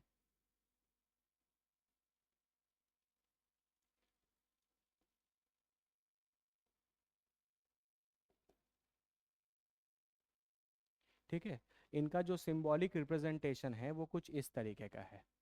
एस सबशेल कितने टाइप का था? एक। पी सबशेल कितने टाइप के था? तीन। डी सबशेल कितने टाइप का था? फाइव। और एफ सबशेल कितने टाइप का था? सेवन। तो बार बार हम उतना डायग्राम थोड़ी बनाएंगे केमिस्ट्री में छोटे छोटे क्वेश्चंस के लिए, तो हम लोग इस तरीके से यूज करते हैं। क्योंकि एस सबशेल एक ही टाइप का है तो उसके अंदर हम लोग एक बॉक्स बनाएंगे। ठीक है। पी सबशेल तीन टाइप का है तो उसके लिए हम यहाँ पे इस तरीके से तीन बॉक्स बना देंगे। ठीक है। डी सबशेल पांच टाइप का है तो उसके लिए हम लोग पांच बॉक्स बना देंगे। एक, दो, तीन, चार, पाँच। और एफ सबशेल कितने टाइप का है? सात। तो इसके लिए सेवन बॉक्सेस बनाएंगे। एक, दो, तीन, चार, पाँच, एक, दो, तीन, चार, पाँच, छः, सात। ठीक है। तो आप यहाँ बस इसके नीचे आप बस एस लिख दोगे, सॉरी, इसके नीचे सिर्फ आप एस लिख दोगे। जबकि इसके नीचे आपको पता है आप एक को पी एक्स, एक को पी वाई और एक को पी जेड लिखोगे। इसके नीचे आपको पता है आप एक को डी एक्स वाई, एक को डी वाई जेड, एक को डी जेड एक्स, एक को D X square minus Y square और एक को डी जेड स्क्वायर लिखोगे। और इनके नाम आपको पता नहीं है, बस याद रखना कि ये आपके जो टोटल सेवन टाइप के एफ सबशेल्स है। ठीक है, जो चीज़ें सिलेबस में नहीं है बाबू उनको जानने की ज़रूरत आपको नहीं है। ठीक है, तो आप हर बार इतना इतना डायग्राम नहीं बनाएंगे, ये डायग्राम का भी अपना इंपॉर्टेंस है। हर एक चीज़ जो हम आपको पढ़ा रहे हैं बाबू वो बहुत इंपॉर्टेंट है। ठीक है, हर एक चीज़ जो हम आपको पढ़ा रहे हैं वो उसका अपना बहुत तगड़ा इंपॉर्टेंस है। इन डायग्राम्स का भी बड़ा इंपॉर्टेंस है, आप आगे की केमिस्ट्री पढ़ेंगे तो आपको समझ में आएगा। इसलिए जो जो हम आपको बताएं वो बहुत ध्यान से समझिए। और ये उनका सिंबॉलिक रिप्रेजेंटेशन है। एज ये मैग्नेटिक क्वांटम नंबर में जो है उसको आप इस तरीके से सिंबॉलिकली रिप्रेजेंट करते हैं। एस एक टाइप का, पी तीन टाइप के, डी पाँच टाइप का और एफ सात टाइप का। बोलो क्लियर है क्या? ठीक है, तो थोड़ा समराइज करते हैं कि अभी तक आपने देखा क्या। चलो हम तुमको एक वाक्या सुनाते हैं, वाक्या। मान लीजिए कि हम अपने किसी दोस्त से मिलने गए। ठीक है, हमको अपने दोस्त से मिलने जाना है। ठीक है, जिस तरीके से आप एक एटम में इलेक्ट्रॉन को ढूंढने निकले हैं, हम भी अपने दोस्त को ढूंढने निकले हैं कि मेरा दोस्त कहाँ रहता है।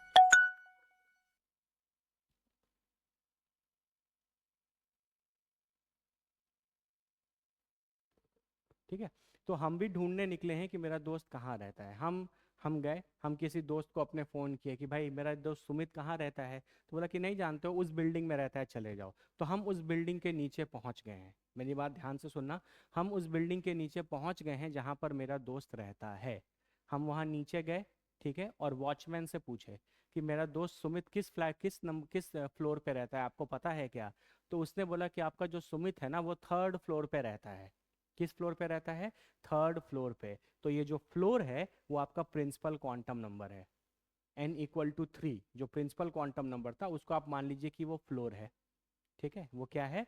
फ्लोर है। तो हम लिफ्ट पकड़े और थर्ड फ्लोर पर चले गए। है ना? तो इसका मतलब सुमित जो है वो थर्ड फ्लोर पे रहता था तो थर्ड फ्लोर पे चले गए। ठीक है, चलिए। उसके बाद जब हम वहां पर गए तो थर्ड फ्लोर में, जब हम थर्ड फ्लोर पर गए, ठीक है, अ, हाँ, जब हम थर्ड फ्लोर पर गए तो वहाँ हमको तीन फ्लैट दिखे। थर्ड फ्लोर पर गए, देखो प्रिंसिपल क्वांटम नंबर के बाद क्या आता है, एजीमुथल क्वांटम नंबर। तो जब हम थर्ड फ्लोर पर पहुंचे तो वहां हमको तीन फ्लैट दिखे, एक फ्लैट का नाम था 3S, एक का नाम था 3P और एक का नाम था 3D। मेरा दोस्त जो सुमित है वो इन्हीं तीन फ्लैट में से किसी एक जगह पे रहता है, उन्हीं तीन फ्लैट में से किसी एक फ्लैट में होगा। ठीक है, समझ में आ रहा है? तो मान लीजिए कि हम चले गए 3P में। किस में चले गए? 3P में। 3P नंबर वाले फ्लैट का हम डोरबेल बजा दिए। तो जब हम 3P में गए तो हमको पता है कि P कितने टाइप का होता है, तीन टाइप के। तो जब हम 3P वाले फ्लैट में घुसे तो उस फ्लैट में टोटल तीन कमरे थे, उस फ्लैट में टोटल तीन कमरे थे। हम बेल बजाए, हो सकता है उसकी मम्मी दरवाजा खोली, हम पूछे आंटी सुमित कहाँ है, तो बोला बाबू देख लो ये तीन रूम है, इन्हीं तीन रूम में से किसी रूम में होगा, जाके ढूंढ लो। है ना? तो यानी आप एक तरीके से सोचने की कोशिश करो कि किस तरीके से आप इलेक्ट्रॉन के लोकेशन तक पहुंच रहे हैं। सबसे पहले आप शेल के अंदर घुस रहे हैं, है ना? अगर आपको इन्फॉर्मेशन दिया है तो सबसे पहले आप शेल में जाएंगे, फिर शेल में जाके देखेंगे कि किस सब शेल में है। फिर जब आप उस सब शेल में घुसेंगे तो आपको कितने टाइप के सब शेल्स दिखेंगे, है ना? जैसे पी वाले सब शेल में गए तो आपको तीन टाइप के पी सब शेल या पी ऑर्बिटल्स दिख रहे हैं। फिर उन तीनों में से किसी एक में, इन तीन में से किसी एक में आपका क्या होगा, फ्रेंड होगा। तो आप थोड़ा रिलेट कर पा रहे हैं क्या कि किस तरीके से आप इलेक्ट्रॉन के लोकेशन या इलेक्ट्रॉन के एड्रेस तक पहुंचने वाले हैं? थोड़ा कमेंट करो, कुछ आइडिया क्लियर हुआ क्या? देखो हमको अपने दोस्त के घर जाना था ना, तो हम सबसे पहले वॉचमैन से पूछे कि किस फ्लोर पे रहता है, तो वो बोला थर्ड फ्लोर पे रहता है। तो थर्ड फ्लोर पर गए। फिर थर्ड फ्लोर के अंदर तीन फ्लैट दिख रहा था, तो तीन फ्लैट में से किसी एक फ्लैट के अंदर गए। अब फ्लैट के अंदर गए तो उस फ्लैट, मान लो हम गलती से 3D में चले जाते, है ना, हम थ्री, है ना, हम 3D में चले जाते तो 3D वाला फ्लैट जो था वो थोड़ा बड़ा होता। तो 3D फ्लैट में चले जाते तो उस फ्लैट में टोटल कितने कमरे होते, पांच कमरे होते। तो फिर आंटी से हम पूछते आंटी किधर है सुमित, बोले बाबू देखो ये पांच रूम है, इस पांच रूम में से किसी एक रूम में सुमित होगा, जाके देख लो। है ना? तो इस तरीके से आप इलेक्ट्रॉन के लोकेशन तक पहुंचते हैं कि आप पहले शेल शेल में जाते हैं, शेल के अंदर फिर सब शेल में जाते हैं, सब शेल के अंदर फिर आप ऑर्बिटल्स में जाते हैं, तब जाकर आप कहीं इलेक्ट्रॉन के लोकेशन तक पहुंच पाएंगे। कुछ समझ में आइडिया हुआ क्या? एक बार कमेंट करो तो। अभी पहुंचे नहीं, अभी बहुत डिटेल में पढ़ना बाकी है, अभी तो बस थोड़ा सा आपको एक ग्लिम्स दिया है कि जो चीज़ें पढ़ रहे हैं वो किस तरीके से रिलेटेड है। थोड़ा कमेंट करो अगर कुछ समझ में आया तो।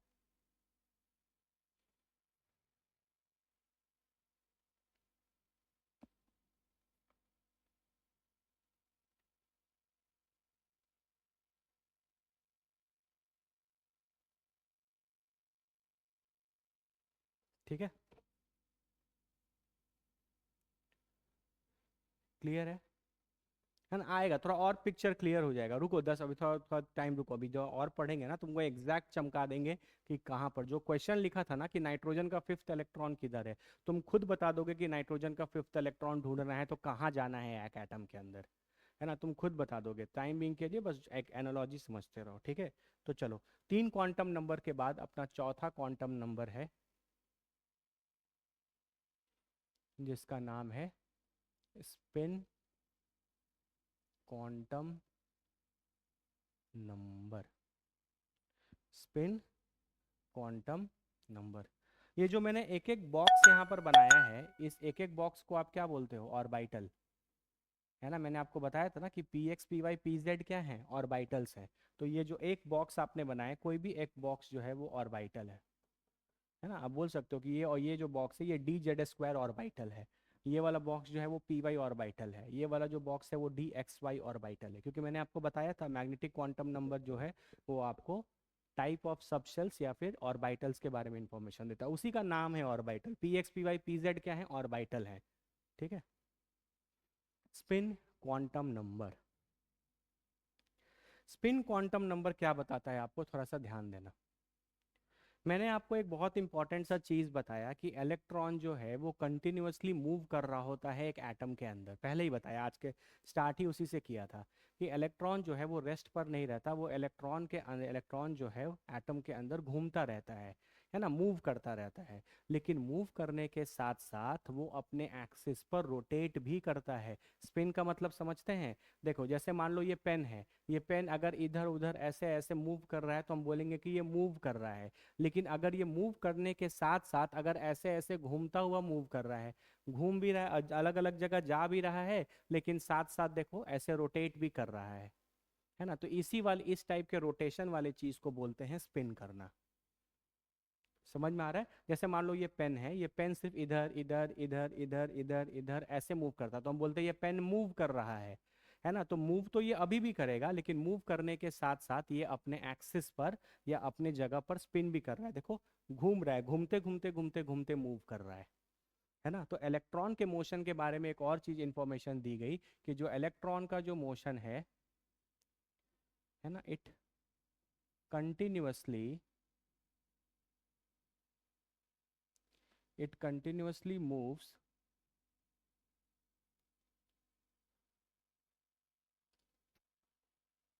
it continuously moves inside an atom while spinning about its axis, while spinning about its axis।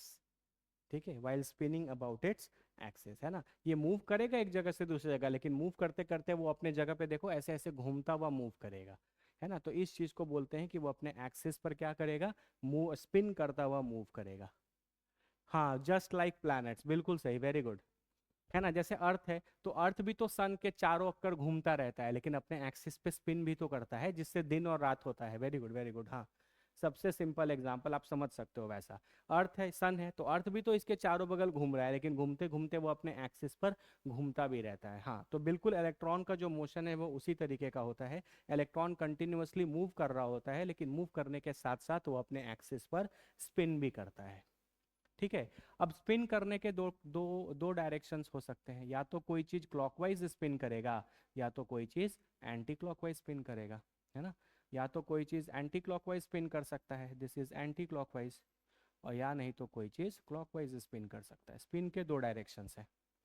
तो इसी के बेसिस पर दो वैल्यूज निर्धारित किए गए। एक को बोलते हैं प्लस हाफ और एक को बोलते हैं माइनस हाफ। और ये एम एस, इसको डिनोट करते हैं एम एस से। तो एम एस की वैल्यू प्लस माइनस हाफ दोनों हो सकती है। इसी को आप बोलते हैं स्पिन क्वांटम नंबर,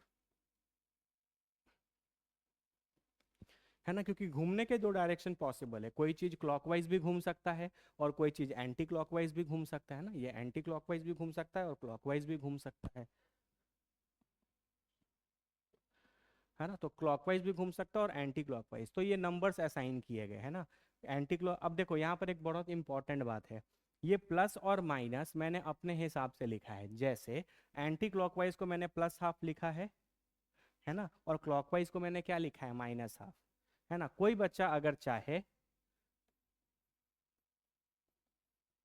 तो क्लॉकवाइज को भी लिख सकता है प्लस हाफ, और एंटी क्लॉकवाइज को भी लिख सकता है माइनस हाफ। तो साइंटिस्ट लोगों ने क्या किया है, ये फिक्स नहीं किया है कि किसके लिए प्लस हाफ और किसके लिए माइनस हाफ, है ना। क्योंकि आप ऐसा होता है कि आप डायरेक्शंस डायरेक्शंस को अपने हिसाब से, जैसे हम एंटी क्लॉकवाइज डायरेक्शन को अगर पॉजिटिव मान लें, हम अपना कन्वेंशन बनाएं और हम एंटी क्लॉकवाइज डायरेक्शन को पॉजिटिव मान लें, तो हम एंटी क्लॉकवाइज के लिए प्लस हाफ लिखेंगे। लेकिन बगल में मेरा फ्रेंड है, वो क्लॉकवाइज डायरेक्शन को पॉजिटिव वो क्लॉकवाइज डायरेक्शन को पॉजिटिव मानेगा, तो उसके लिए क्लॉकवाइज वाला प्लस हाफ हो जाएगा। तो आप किसके लिए प्लस हाफ और किसके लिए माइनस हाफ लिखेंगे वो इंपॉर्टेंस नहीं रखता, है ना।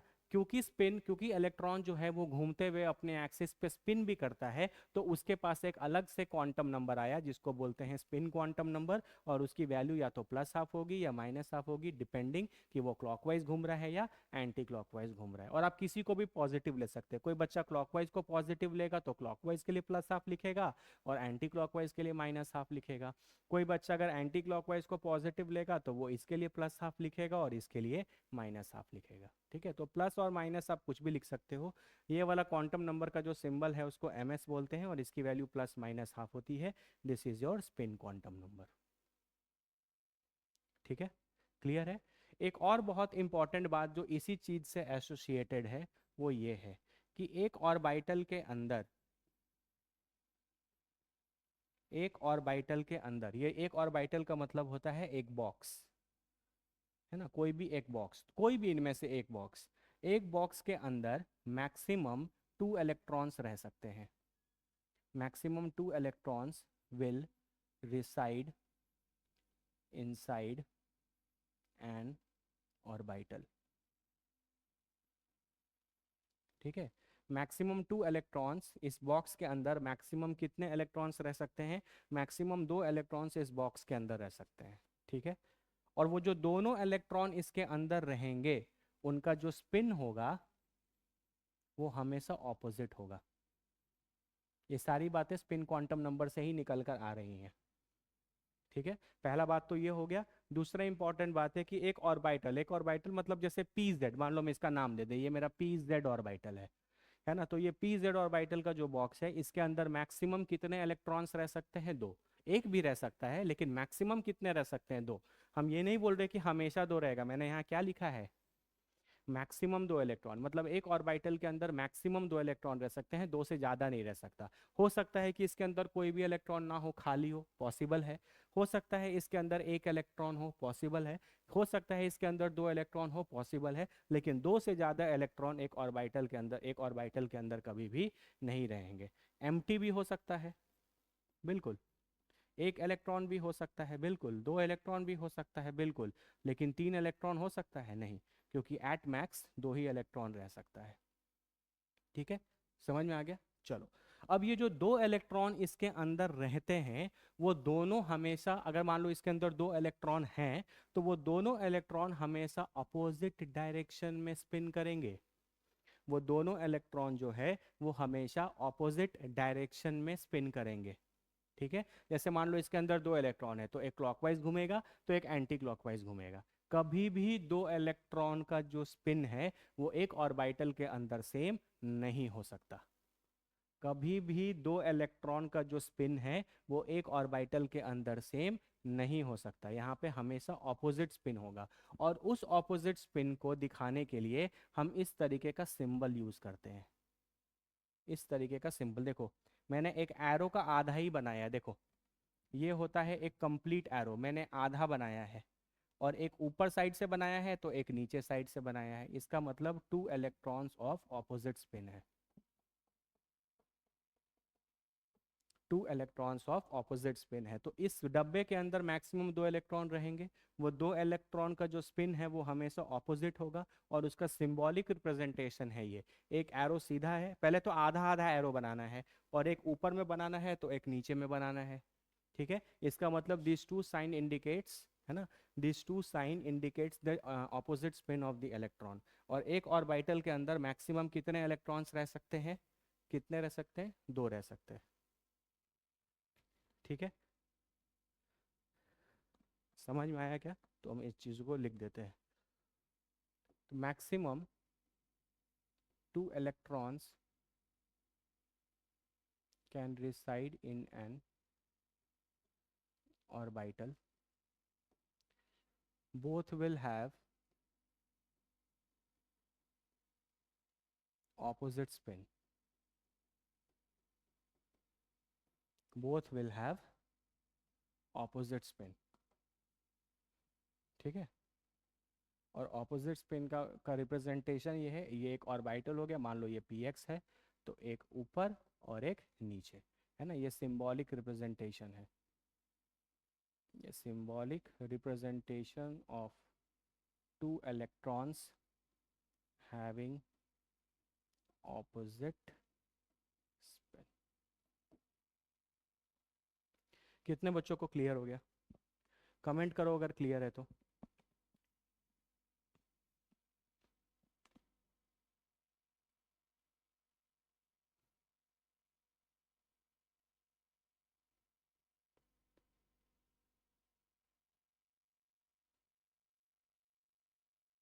बोलो क्लियर है?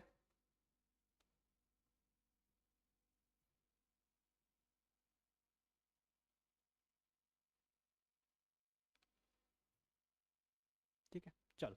तो इस पूरे चीज़ को एक बार समराइज कर लेते हैं फिर से। ठीक है, हम बिल्डिंग के अंदर घुसे, हम वॉचमैन से पूछे मेरा दोस्त किस फ्लोर पे रहता है, तो उसने बोला तीसरे फ्लोर पे रहता है। तो जब हम तीसरे फ्लोर पे गए तो वहां हमको कितने फ्लैट दिखे तीसरे फ्लोर पे? तीन फ्लैट देखे, एक का नाम 3S था, एक का नाम 3P था और एक का नाम 3D था। तो हम 3P वाले फ्लैट में घुस गए। हम डोर बेल बजाए तो आंटी दरवाजा खोली। हम उनसे पूछे कि सुमित कहाँ है? तो आंटी ने बोला कि बाबू 3P में है। पी में घुसे हो, इसका मतलब उन्होंने बोला कि बाबू देखो मेरे घर में तो यही तीन रूम है, इसी तीन रूम में से सुमित किसी में होगा, जाके ढूंढ लो। है ना? और मान लो हम ढूंढते ढूंढते पीएक्स में चले गए। तो जैसे ही हम पीएक्स में जाएंगे तो इतना मेहनत करके आए हैं तो भगवान ऊपर से आशीर्वाद देंगे। आए थे एक इलेक्ट्रॉन को ढूंढने और पीएक्स में तुमको दो इलेक्ट्रॉन मिलेंगे, क्योंकि मैक्सिमम कितने इलेक्ट्रॉन हो सकते हैं? दो इलेक्ट्रॉन हो सकते हैं। तो जब आप पीएक्स डब्बे में गए, एक ऑर्बिटल में मैक्सिमम दो इलेक्ट्रॉन हो सकते हैं। और वो दोनों अपोजिट नाच रहे होंगे। एक क्लॉकवाइज नाचेगा तो एक एंटी क्लॉकवाइज नाचेगा। ठीक है, तब हम नाच के नहीं दिखाएंगे, आप खुद नाच लीजिएगा, ठीक है? तो तो कहने का मतलब ये है कि जब आप ढूंढते ढूंढते किसी एक कमरे में गए, मान लो आपका इलेक्ट्रॉन सुमित जो था वो पीएक्स में ही था, है ना? तो जब आप वहां पर जाओगे तो सुमित के साथ साथ आपको उसका एक और दोस्त मिल जाएगा, आपका बहुत पुराना, उससे भी बहुत दिन से नहीं मिले थे। और वो दोनों अपोजिट नाच रहे होंगे, एक क्लॉकवाइज तो एक एंटी क्लॉकवाइज। ठीक है, एक क्लॉकवाइज। और एक गए थे सुमित को ढूंढने, गए थे गिफ्ट में एक और दोस्त से मिल लिए। है ना? गए थे सुमित को ढूंढते ढूंढते तो उसके साथ एक और कोई पुराना दोस्त स्कूल वूल का बैठा हुआ था, तो उससे भी मुलाकात हो गया। तो बाई वन गेट वन का ऑफर है। ढूंढने एक इलेक्ट्रॉन को गए थे लेकिन मिल जाएंगे दो इलेक्ट्रॉन। और वो दोनों इलेक्ट्रॉन जो है वो नाच रहे होंगे, एक क्लॉकवाइज नाच रहा होगा और एक एंटी क्लॉकवाइज नाच रहा होगा। और बेटर समझ में आएगा, टाइमिंग के लिए बस इतनी चीजें विजुअलाइज थोड़ा करने की कोशिश करो। एक एक चीज क्रिस्टल क्लियर होगा जब पूरा क्वांटम नंबर कंप्लीट होगा, उस दिन तुम समझ जाओगे कि इतना हम लोग क्यों पढ़ रहे थे इतने दिन से। क्लियर है क्या बाबू यहाँ तक? अगर यहाँ तक आपको सारी बातें समझ में आ गई हैं तो प्लीज आप एक बार कमेंट कर दीजिए कि हाँ क्लियर है, तब हम लोग आगे बढ़ेंगे। तो चारों क्वांटम नंबर हमने कंप्लीट कर लिया, है ना? Principal quantum number, azimuthal quantum number, magnetic quantum number और स्पिन क्वांटम नंबर। ठीक है, ये चीज है। Maximum two electrons can reside in an orbital. हम यहाँ ध्यान रखना, हम यहाँ मैक्सिमम टू लिखे हैं। कई बार बच्चे बोलते हैं कि इसके अंदर हमेशा दो होंगे, जरूरी नहीं, हो सकता है कोई ऑर्बिटल खाली हो, उसमें कोई इलेक्ट्रॉन ना हो। ऐसा भी हो सकता है कि उसके अंदर एक इलेक्ट्रॉन हो, और ऐसा भी हो सकता है कि उसके अंदर दो इलेक्ट्रॉन हो, लेकिन दो इलेक्ट्रॉन से ज़्यादा इलेक्ट्रॉन हो जाए ये कभी पॉसिबल नहीं है। इसलिए मैंने लिखा है कि एक ऑर्बिटल के अंदर मैक्सिमम टू इलेक्ट्रॉन्स रह सकते हैं।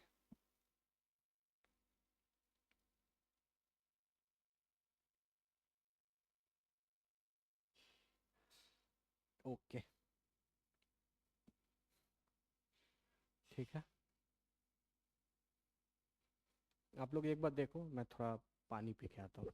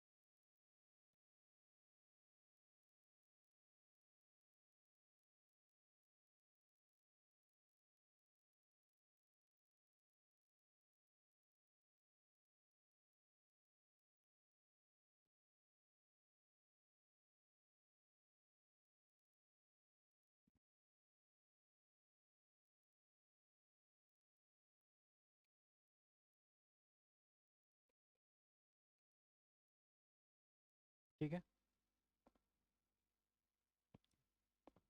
चलो।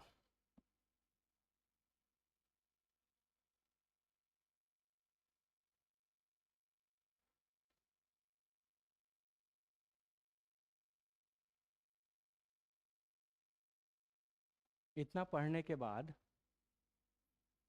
हम आपको कुछ एनर्जी के बारे में पढ़ाते हैं, बड़ा इंपॉर्टेंट है ये भी, इसको थोड़ा ध्यान से देखेंगे।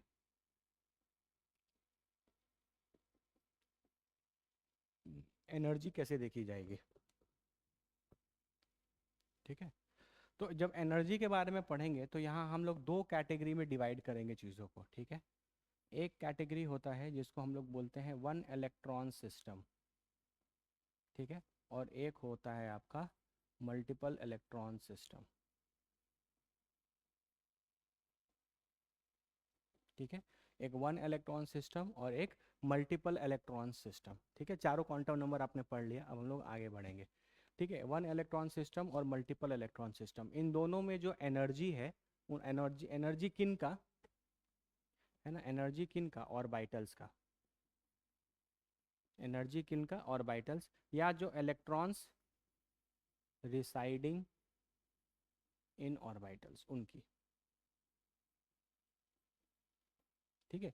ऑर्बिटल्स की एनर्जी या उन ऑर्बिटल्स में जो इलेक्ट्रॉन्स रह रहे हैं उनकी एनर्जी। तो इसको दो कैटेगरी में डिवाइड करेंगे, एक वन इलेक्ट्रॉन सिस्टम और मल्टीपल इलेक्ट्रॉन सिस्टम।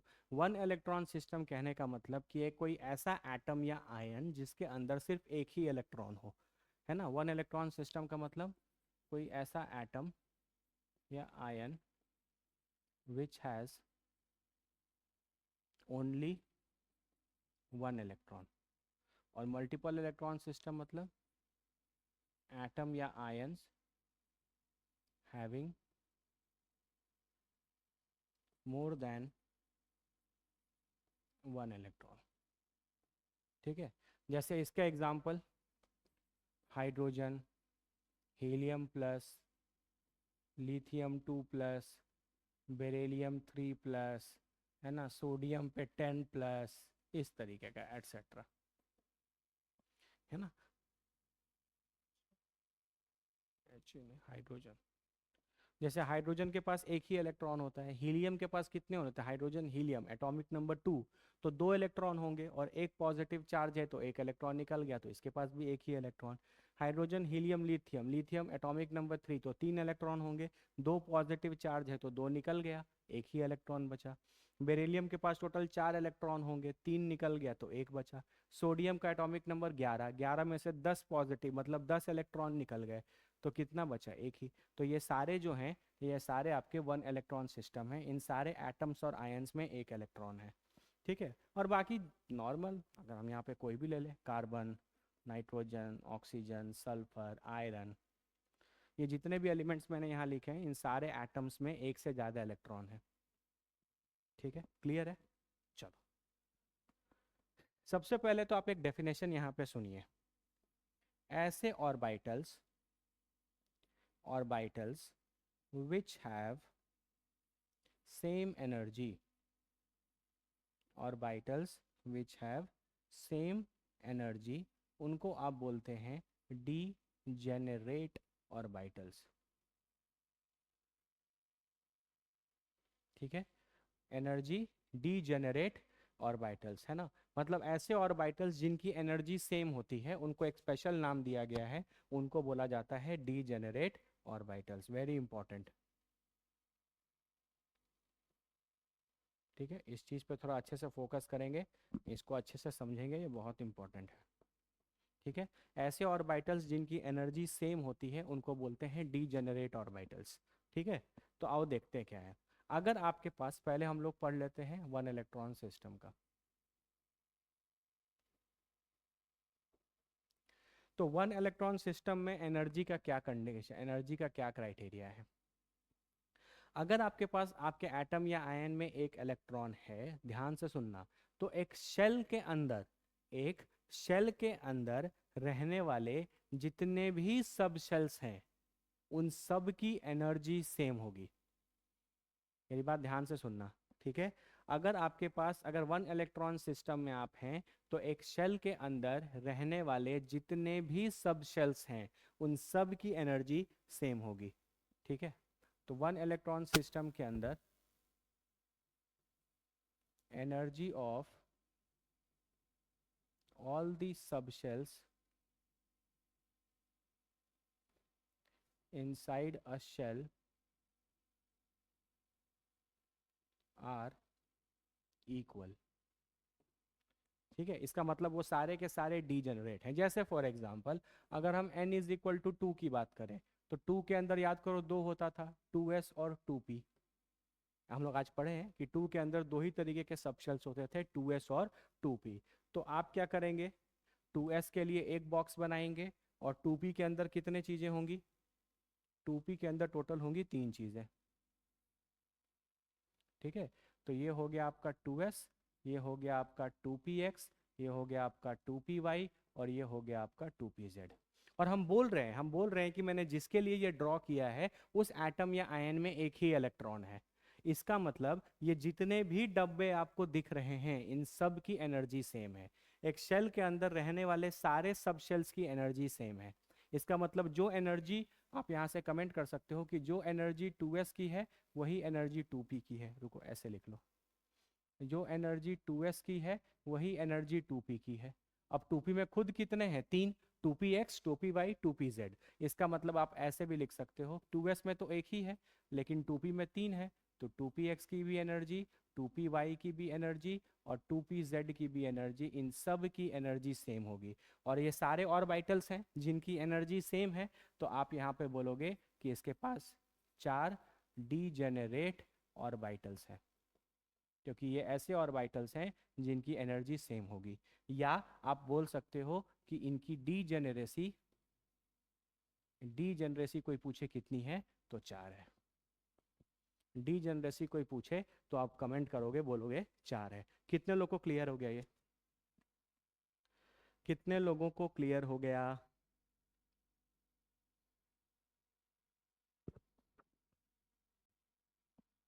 कमेंट करो, कितने लोगों को क्लियर है?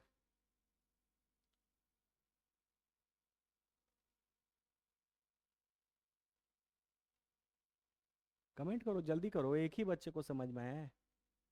ओके ओके ओके, ठीक है, चलो एक और एग्जांपल ले लेते हैं। ठीक है, आओ देखो, मान लो हम यहाँ पे n इज इक्वल टू 3 की बात करें, हम सब सिंगल इलेक्ट्रॉन सिस्टम की बात कर रहे हैं।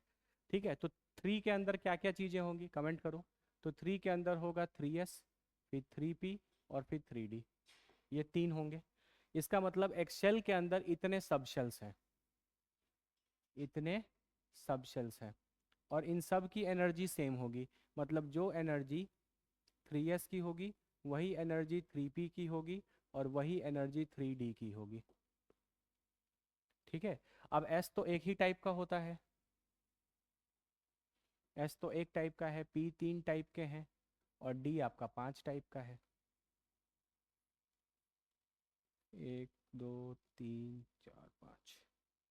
ठीक है, तो आप इसको क्या क्या लिखोगे, आप इसको 3s ही लिखोगे, इसको लिखोगे 3px, इसको लिखोगे 3py, इसको लिखोगे 3pz, इसको लिखोगे 3dxy, इसको लिखोगे 3dyz, इसको लिख दोगे 3dzx, इसको लिख दोगे 3dx² माइनस वाई स्क्वायर और इसको लिख दोगे 3dz²। ठीक है, इन सब इसकी जो एनर्जी है वही एनर्जी इन तीनों की है, वही एनर्जी इन पांचों की है। इसका मतलब इन पूरे का एनर्जी क्या है, आपस में सेम है।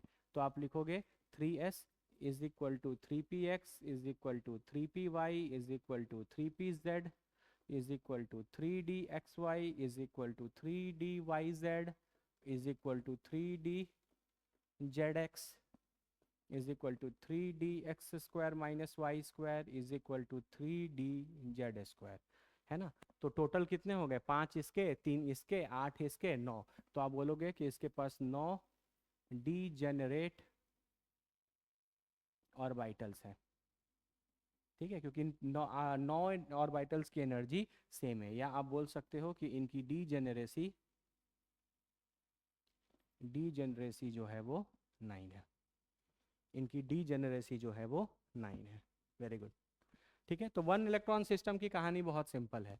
अगर आपके एटम या आयन या एटम या आयन में एक ही इलेक्ट्रॉन है, तो एक शेल के अंदर रहने वाले जितने भी सब शेल और जितने भी ऑर्बिटल्स हैं, सबकी एनर्जी सेम है। बहुत अच्छे अच्छे क्वेश्चंस करेंगे बाबू इन सारे कॉन्सेप्ट्स पे। पहले आप इन चीज़ों को सीखने की कोशिश करिए। कोई दिक्कत? चलो, अब बात कर लेते हैं थोड़ा सा मल्टीपल इलेक्ट्रॉन सिस्टम की।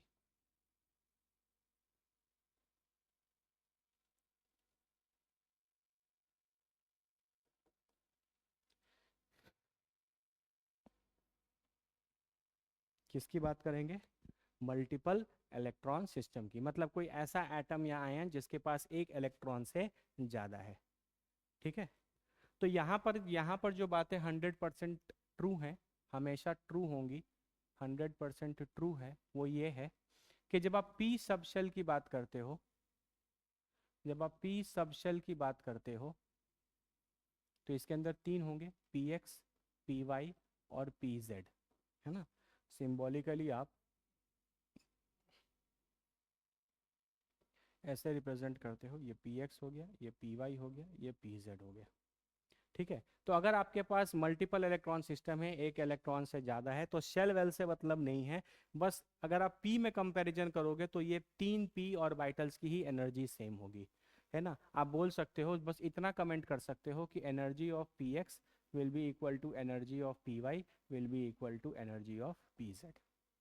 यहाँ पर क्या था, यहाँ पे चीज़ें डिफरेंट थी। यहाँ पर एक शेल के अंदर रहने वाले सारे सब शेल्स की एनर्जी सेम थी, लेकिन यहाँ पर नहीं होगा। जैसे फॉर एग्जांपल आप n इज इक्वल टू 2 ले लो, तो 2 के अंदर यहाँ दो चीज़ें होंगी, 2s होगा और 2p होगा।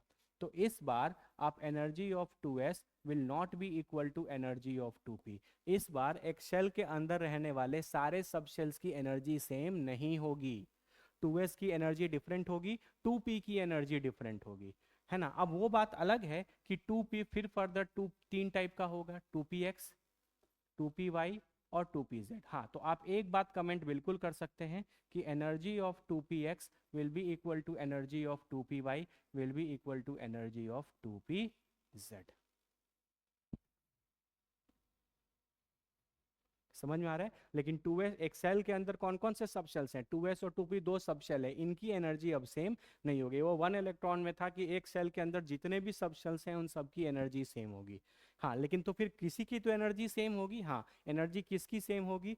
एक जितने ऑर्बिटल्स होंगे, जैसे p के अंदर 3 ऑर्बिटल्स है, तो इन तीनों की एनर्जी सेम होगी, चाहे वो वन इलेक्ट्रॉन सिस्टम हो चाहे वो मल्टीपल इलेक्ट्रॉन सिस्टम हो। इंडिविजुअली px py pz की एनर्जी तो सेम होगी, लेकिन ये px लेकिन ये 2px 2py 2pz की एनर्जी और 2s की एनर्जी सेम नहीं होगी इस बार। आप यहाँ पे लिख सकते हो कि energy of 2s will not be equal to energy of 2px, energy of 2py और एनर्जी ऑफ 2pz। ये तीनों आपस में डीजेनरेट होंगे इस बार। सिर्फ यही तीन जो हैं वो आपके डीजेनरेट ऑर्बिटल्स होंगे, है ना। सिर्फ यही तीन जो होंगे वो आपका डीजेनरेट ऑर्बिटल होगा, 2s इसमें शामिल नहीं होगा। इस बार इसकी डीजेनरेसी 4 नहीं होगी। कितने लोग को समझ में आया ये? थोड़ा कमेंट करो, थम्स अप करो अगर क्लियर है तो।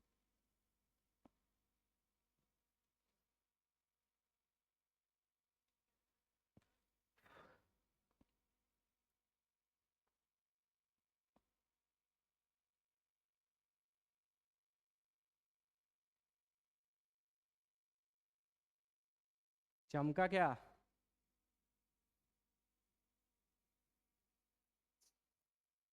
मज़ा बाबू आपको बहुत आएगा। बस एक बार आप ये सब चीज़ें सीखने की कोशिश करो, जिस दिन क्वेश्चन बनाओगे ना उस दिन आपको लगेगा कि इतने आसान क्वेश्चन आते हैं एग्जाम में।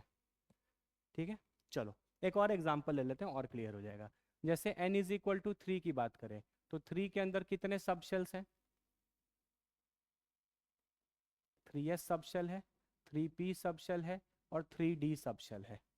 इस बार एक शेल, अब ये मल्टीपल इलेक्ट्रॉन सिस्टम है, तो एक शेल के अंदर रहने वाले इन तीनों सब शेल्स की एनर्जी सेम नहीं होगी। तो आप लिखोगे कि energy of 3s will not be equal to energy of 3p will not be equal to energy of 3d। इन तीनों की एनर्जी डिफरेंट होगी। ठीक है, लेकिन 3s कितने टाइप का होता है? 3s एक टाइप का, 3p 3 टाइप का और 3d 5 टाइप का।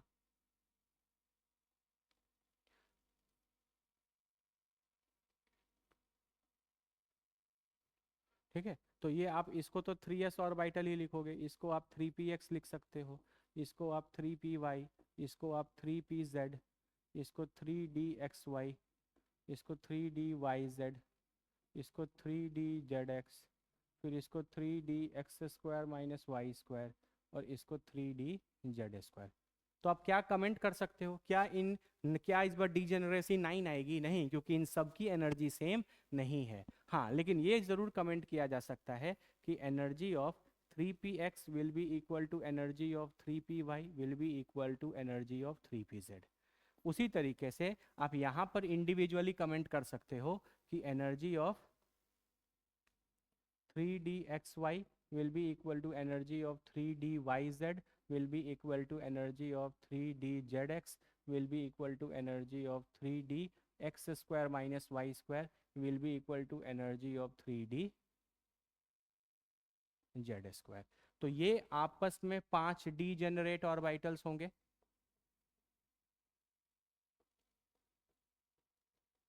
ठीक है, ये आपस में 3 डीजेनरेट ऑर्बिटल्स होंगे।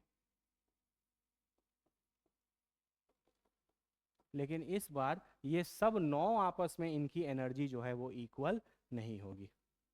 इस बार इन 9 की एनर्जी इक्वल नहीं होगी, क्योंकि ये मल्टीपल इलेक्ट्रॉन सिस्टम है। वो सिंगल इलेक्ट्रॉन, जिस एटम और आयन में एक ही इलेक्ट्रॉन होता है ना, जिस एटम और आयन में एक ही इलेक्ट्रॉन होता है, वहाँ उस तरीके की चीज़ें होती हैं कि एक शेल के अंदर रहने वाले सारे सब शेल्स की एनर्जी सेम होगी, है ना। लेकिन यहाँ पर सिर्फ पी के 3 सेम होंगे। इसका मतलब आप यहाँ से कमेंट कर सकते हो कि पी के जो 3 होंगे ये ऑलवेज डीजेनरेट होंगे,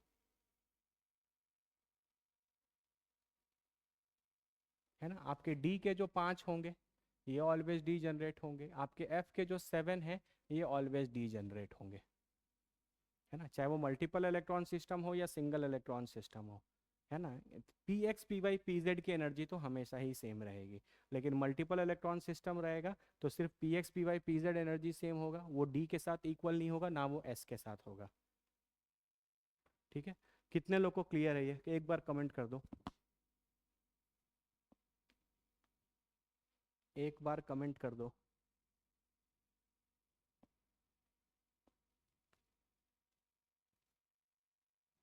एक बार कमेंट कर दो, और कोई डाउट वगैरह है तो पूछ लो।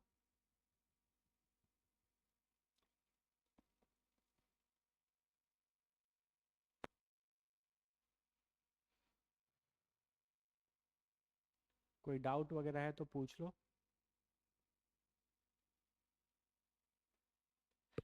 ओके, ठीक है, तो आप इतनी चीज़ें अच्छे से करो। ठीक है, इतनी चीज़ें आप अच्छे से कर लो, और इसके बाद हम लोग नेक्स्ट क्लास में मिलेंगे। ठीक है, आज फ्राइडे है, कल सैटरडे को आपका क्लास नहीं होगा। सैटरडे को आप टेस्ट के लिए प्रिपेयर करो, क्योंकि संडे को आपका टेस्ट है। ठीक है, तो आप संडे को टेस्ट के लिए अच्छे से प्रिपेयर करिए, पहला बात। और फिर हम लोग मंडे को मिलेंगे क्वांटम नंबर पार्ट 2 में। ठीक है, तो क्वांटम नंबर पार्ट 2 में आपको और मज़ा आएगा। लेकिन